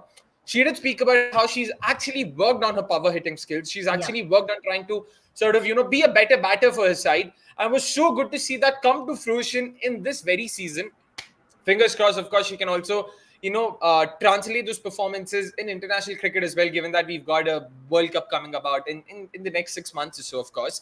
And in terms of what went right, of course, fairly obvious, right? Like there was Deepti Sharma, Sophie Eccleston doing what Sophie Eccleston does. Grace Harrison, Bangalore at least was damn good, but unfortunately her form was just slightly tapered, along with which UP's own form tapered. But coming to what went wrong for them, of course, I'm नीता sure हम भी थोड़ा try तो करेंगे वो बीच में English Hindi मतलब try करते रहते हैं मतलब कुछ लोगों को इंग्लिश पसंद है कुछ लोगों को हिंदी मतलब कुछ लोग हिंदी प्रेफर करते हैं इसीलिए हम मतलब थोड़ा कंफ्यूज हो जाते हैं but sure feedback taken thank you so much. But Neha, in terms of what went wrong for them and why was it their fielding? Yeah, I think in a lot of things that badly went wrong for them, that fielding has to top the list. I think any stat you pull out, you'd see the number of dollies they just dropped. There was like they just let go of matches. That they could potentially win because of some really costly fielding errors. So this is something that will definitely haunt them, and I'm glad they've acknowledged this problem. I think John Lewis also spoke about how fielding will be one of the aspects we will want to work on, and I genuinely hope they put some investment and effort into that because it has been really dismal. And when you see other women's Premier League franchises, they've had moments and patches of bad fielding, but it did not extend for matches together and for that many catches. So that was certainly very disappointing. And even reflecting on other factors that did not really work well for UP has to be the fact that Alyssa Healy's form and captaincy, right? You can't be the skipper of the side and you just score 100 odd runs at a strike rate of like what, just 113, and then expect miracles to happen. You're opening the batting, you have to show more intent, which was clearly missing. And her captaincy also left a lot. No, it no, I can't think of the word, but it left a lot to be desired. Huh? So वो तो बहुत ही ज़्यादा disappointing था. I was expecting a lot from her because she has that Australia captaincy also under her belt, but she just did not seem to make the most of her resources. And especially of the Indian domestic players early on, like Saima Thakur ko, we know that she's great in those power play and the initial over spells, but she was just not given any opportunity there, and she just did not understand where the domestic players were coming from and where they would be ideal in match situations. So that was very, very disappointing to see. And even the way they persisted with Kiran Navgiri, like she was slotted to be like a middle order batter, then they got her at the top because Vrinda Dinesh is not there. It was just like a it was just very chaotic, the kind of situation that was playing out, and I think that's something they would want to mull over. I'm not sure on which side of the debate I'm. Should they probably look at a new captain next season, because I want to see how she fares as a skipper. In the upcoming series, Australia's playing Bangladesh and eventually that World Cup as well. So I want to see how she ends up performing. But yeah, her captaincy was just very, very dismal. Her captaincy, her batting definitely left a lot, a lot of room to desire, like Neha mentioned, of course. But it'll be very interesting to see how the UP Warriors also look at this, in terms of while rebuilding for the next season and all of that. We will talk about it. But talking about, just sticking to what went wrong for a second, I was like talking about what went wrong for them. Alyssa Healy was, of course, one thing. I genuinely can't look past that fielding effort. They were by far the worst fielding side in the tournament, and I cannot forget the number of drop catches. But what I do remember is, of the the 5 losses they had, they lost 3 games, which they would have won had they held on to their catches.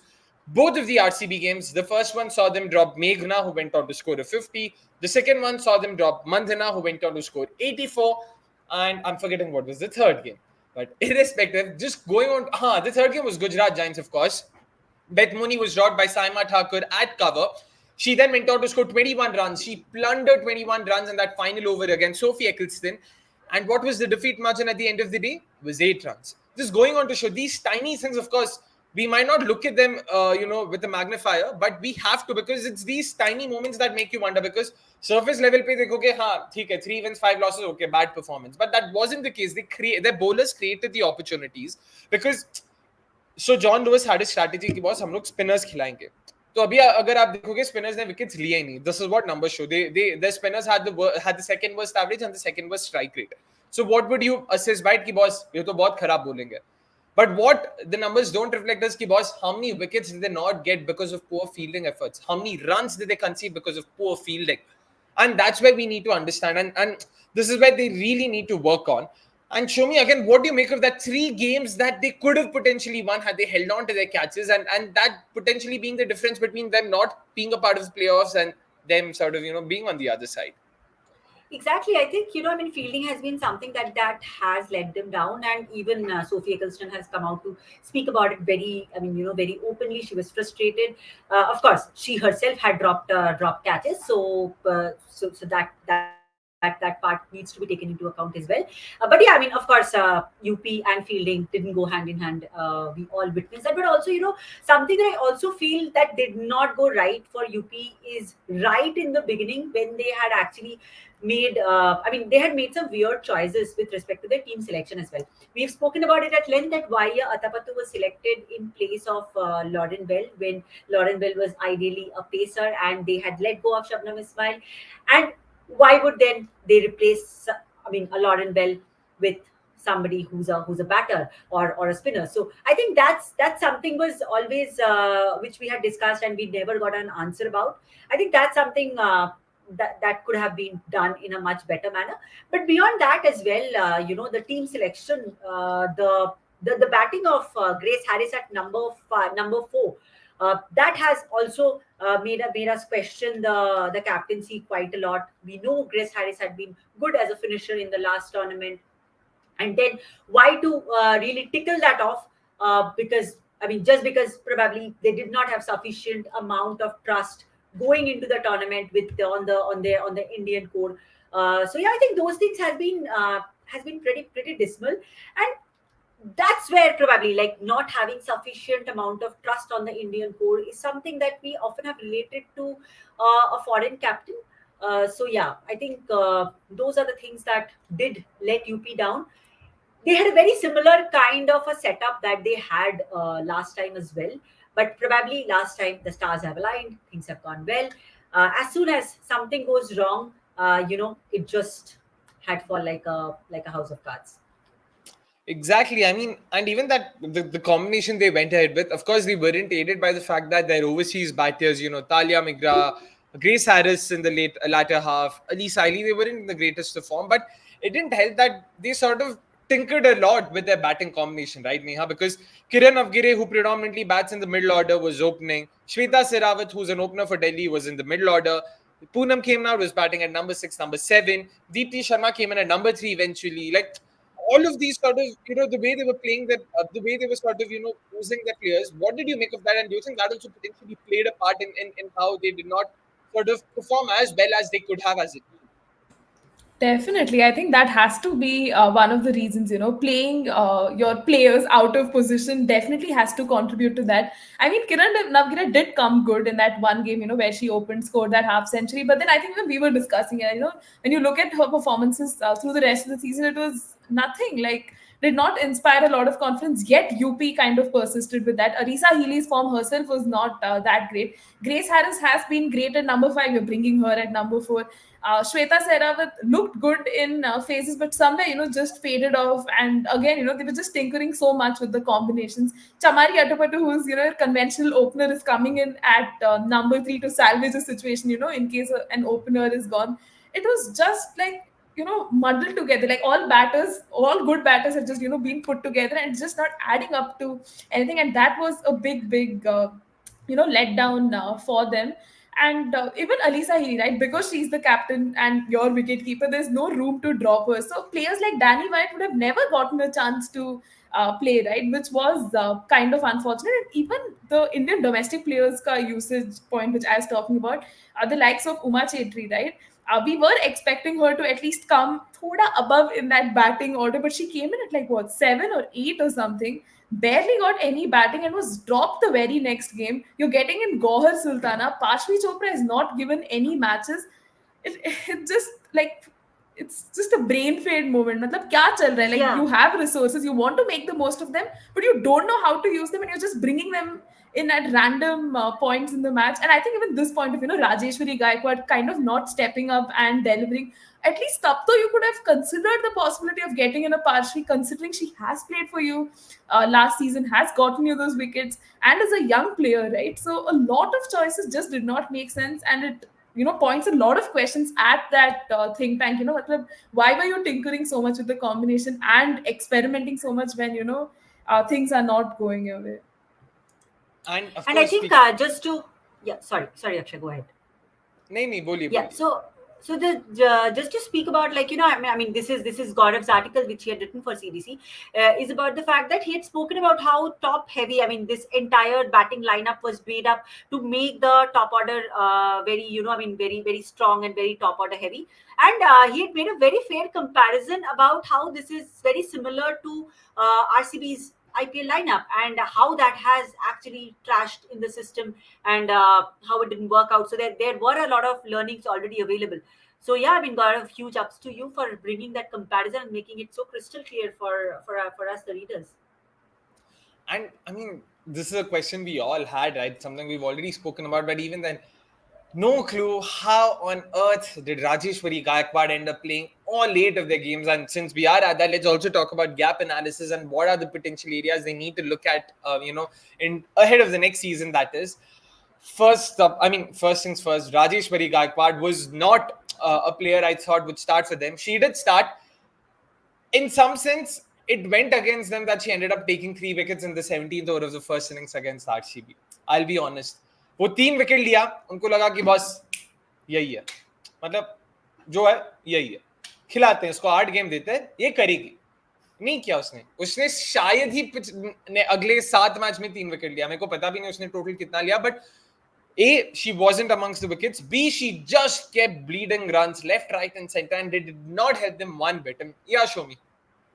No, I think that's a very very crucial point. I mean, especially because Sophie Eccleston and Deepti Sharma, they were going so well. Have they just had Rajeshwari Gaikwad had she clicked, probably we would have been seeing a very different. I mean, we all know 8 overs in your franchisee cricket are always a miss, right? I mean, but you have to focus on those solid 12 overs. And I think Rajeshwari Gaikwad not being in the bringing in the right kind of things, I think that's a big chunk of miss that UP had.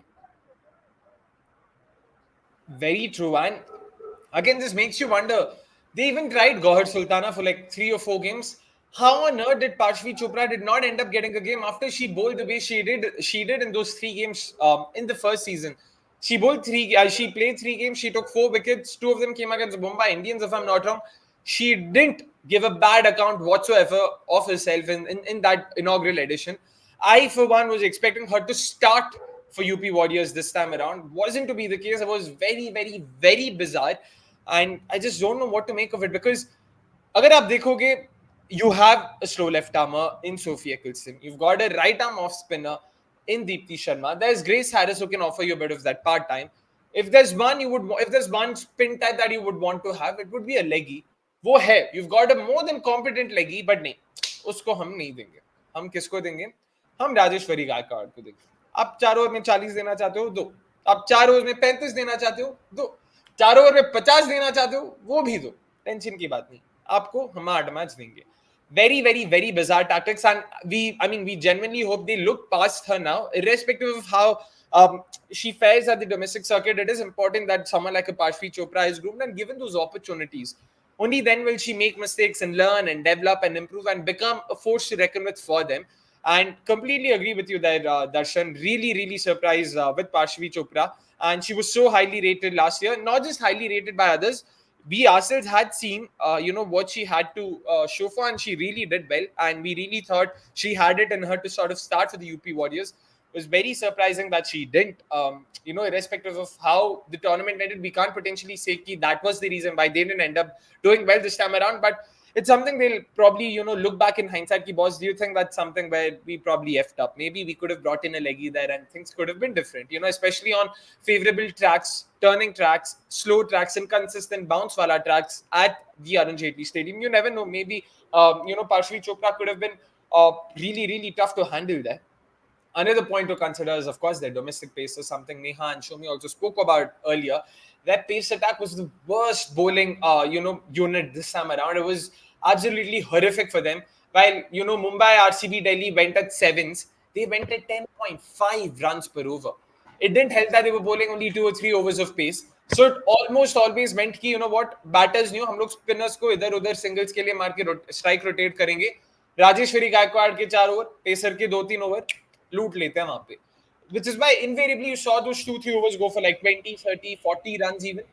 And of course, Saima Thakur eventually came good, in that Delhi game. But despite that, she was not given a consistent run with the new ball, which is what she's known for, which is where she sort of made a name for herself. It was very surprising that even then they did not give her a consistent run at the top. Maybe with the new ball next year, she could be, a handful and could sort of turn the tide for the UP Warriors. But that's one thing they will want to look at. Beef up their, pace attack. Either look to get in another pace bowling all-rounder in the mold of Tahile McGrath. But again, if you bring someone like a Tahile McGrath, someone like another pace bowling all-rounder, किसके बदले खिलाते हो? That's another conundrum for them. Just by Alyssa Healy now, it's going to be a very tough question for them to answer. Sophie Eccleston is a short starter. So is Grace Harris, and so is arguably Tahile McGrath. Given that Alyssa Healy is probably that only option, right? Guys, Neha, back me up here. What do you think? Like, between the four, wouldn't you think Alyssa Healy is the one name you could probably replace with someone? Yeah, definitely. I think going ahead, they will have to take that decision. I don't know if, dropping her entirely from captaincy would actually do them a world of good. And that's why, I vouch for the captaincy of, Deepti Sharma. I think she can be a wonderful captain, has played, international cricket for so long, gets to understand the domestic players much better, can even marshal the troops much better. Let Alyssa Healy continue. And if there's still a poor vein of form, you have options in like Danny White or someone who can be that like for like replacement at the top of the order.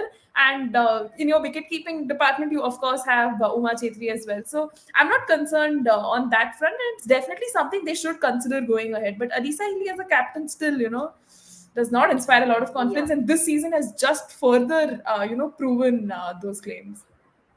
And when it comes to even the batting part of it, I think we discussed this offline that it wasn't that she has shown no signs of being really taking on the attack. She has actually got out after getting set. She have had double digit figures and she have not been able to convert that. So I think that's something which is very disappointing. We have spoken about it in the last game, that how we were expecting the captain to step up in such a crucial match, and she just took the other way around. She's also not been very great with the gloves behind the stumps, right? I mean, she have not really made the best of the efforts there. It's not 100%. I mean, it's really a very very low rate of conversion. So I think from all angles, Alyssa Healy, the batter, and with the kind of big bucks that they come with, right? I mean, you wouldn't want Alyssa Healy to sit in there with so much amount of money. So yeah, I That's mean, true. over and above the captaincy, the batter not been, and she's just not been able to manage the underperforming players. So I think that needs to be looked upon in a very strong manner. That's true. I mean, if I'm not wrong, she did cost them 2.6 crores, which is a severe hole that's being burnt there in their pocket. So they would want to try and look, the boss, how do we look at this? Do we go for someone else? Do they have a backup domestic keeper? They do in Uma Chetri, who Thurup asks if she should be retained ahead of Vrinda. Not sure, but again, wouldn't be the worst of ideas. Because the way I look at it, WPL money auctions won't function like the IPL money auctions because इतना पैसा नहीं है यहाँ पे. If you look at it, purse यहाँ पे 12 करोड़ था mega auction में, which was last year. इस बार again the hike isn't as big as it was say with the IPL. IPL में it's 100 crores you're talking about, which is why the demand supply gets very skewed, and that's why you see players getting 25-30 crores in the mini auction. In the WPL, that's not the case. The bids are being placed in 5 lakh, 10 lakh increments. You've got a 15 crore purse. You have to look at it. So, which is why you wouldn't often see players going in excess of 3-4 crores. And I'm being very, very, very optimistic here. Last mega auction, last mini auction, the highest bid was just 2 crores. Because that's how your purses are. And it's not like achanak se agle saal purse aur bhi bada ho jayega. Given that, I really think it wouldn't be the worst idea if they think of letting go of Vrinda Dinesh. The only reason why I would hold on to her is because he won 1.3 crores is not that big an amount, in the grandest scheme of things. And there are other teams looking for openers. So that's why they might struggle. So which is why they might see a lot more teams competing for her. So that could probably work against them. There's an RCB who could be potentially looking for a domestic opener. There could be Gujarat Giants as well. So given that, you never know, and you don't want to risk. Even Mumbai Indians would want to have a backup domestic batter, and they would be more than happy to have someone like a Vrinda Dinesh, be a part of their setup. So given all of this, probably not Vrinda Dinesh right now. I wouldn't want to let go of Vrinda Dinesh. I would at least give her a full-fledged season and understand how good a bat she is before taking a call. If anything, we can probably look at retaining both of them, letting go of Alyssa Healy and back Uma Chetri. But again, at this level, how good she is, वो तो time ही बताएगा. India A series, no, emerging Asia Cup it was, right? Neha, not the India A series. मतलब दोनों तो था. India ए में भी खेला था, but we saw a lot of her in that emerging Asia Cup and the Asian Games वाला squad, So yeah, Asian and backup for backup for Yastika in that Bangladesh series as well, where Richa was not selected. So yeah. No. For a second, I was thinking something else. No, that wasn't the case. But it'll be interesting to see how they go about their business. But in terms of names, of course, they'll also have to look at how they, try and plug these gaps, because domestic bowling option spaces in particular is something they would want to look at. But given that most of their overseas options are locked, they'll have to focus on domestic. UP Warriors also have like 1.9 crores left, so they don't need to release so many people, says Darshan. Interesting point, actually. You didn't know of their purse. So good on you for bringing that up. But again, it'll be very interesting to see अभी 11 में जगह कहाँ से बनेगा. पैसा तो है, but खेलने के लिए जगह कहाँ पे? Because like we said, Talia, Grace and Sophie in all likelihood would start for them next year as well. Alyssa Healy is probably the only bone of contention. So it'll be interesting how, do John Lewis and co look at that. So very, very, very interested to see. Stand corrected on that as well. 2.6 is what I thought she cost. 70 lakhs, not worth releasing her. But Darshan, in that case, would you be open? I mean, do you think the management would be open to the idea of her warming the bench? How bad would it look if bhai Aussie skipper ko humne bench kiya? Matlab, that, I mean, as tactically progressive as we would want these teams to be, you cannot expect such big names being benched. Like, I was very, very surprised and positively surprised that Delhi Capitals had it in them to bench someone like an Annabelle Sutherland despite going for 2 crores. But you can't expect, every team to be that way. So given that UP Warriors benching Alyssa Healy is not something I'm looking at right now. Both GG and UP need good scouting. Sure, I mean, all teams need good scouting, but it'll be interesting to see how they look at this. Oh, Hurley Gala is another name Neha had also mentioned. Was with the Gujarat Giants last year. Do you think any team would have benefited bringing her? UP Warriors themselves would have benefited, in having someone like her. Pace bowling, yeah. Exactly, pace bowling. So it'll be very interesting कहाँ से क्या नाम देखते हैं और क्या options हैं इनके पास. Hurley Gala is definitely a name to look out for. Fortunately, didn't get a lot of game time last season. Interested to see what happens going forward in the next season. But Yeah, that's pretty much it when it comes to the three teams, that won't be a part of tomorrow's final. Of course, it's RCB and the Delhi Capitals taking on at the Arun Jaitley Stadium on the 17th of March, which is tomorrow. An event that I did not see coming a month ago when I was prepping for the mega reviews and mega previews and all of that. But fingers crossed, this is the team, this is the jersey that ends up lifting the trophy. I mean, this is only an RCB fan talking here, of course. But let's hope that we get to see a very, very, very tight contest, an even match, a match that ends up going down to the wire, that gives us potential heart attacks, that makes us scream, shout, shiver, shrivel, do all of those things and a lot more. Which is why make sure you guys tune into our streams, to our live stream, that is, of course, at 7:30 p.m. sharp. Avnish, Neha, Soumi, and I will be here talking about the game, giving our reactions, giving our opinions, talking about how did Smriti end up getting out for a duck yet again? How did she not perform in yet another knockout game? We'll be talking about that and a lot more, of course, tomorrow. Bye. Vastrikar for Healy trade, sure, Darshan. I mean, that would be a very fascinating choice, but I don't think that's something Mumbai Indians could be interested in, because fair enough, they don't need a top order backup, but not at the cost of Pooja Vastrikar. I don't think Mumbai Indians are that stupid there. But anyways, it is time for us to wrap this mega review up. Thank you so much for tuning in. Thank you so much for bringing in your comments, your opinions, and thank you so much for interacting with us. Do check out our other watch-alongs as well. Plenty of fantastic reactions there. And for those who are tuning in very late, make sure you start from the beginning, because we've got some fantastic talking points. A lot of really good questions asked by our viewers as well. It was great bringing this preview. Why do I keep saying preview? The IPL previews start in a couple of days' time. I don't know. I'm probably jumping the gun here. But thank you so much for tuning in this review. Thank you so much once again. Yeah, man, I really am at a loss for words right now. But have a great day, guys. Have a great weekend. And importantly, stay hydrated.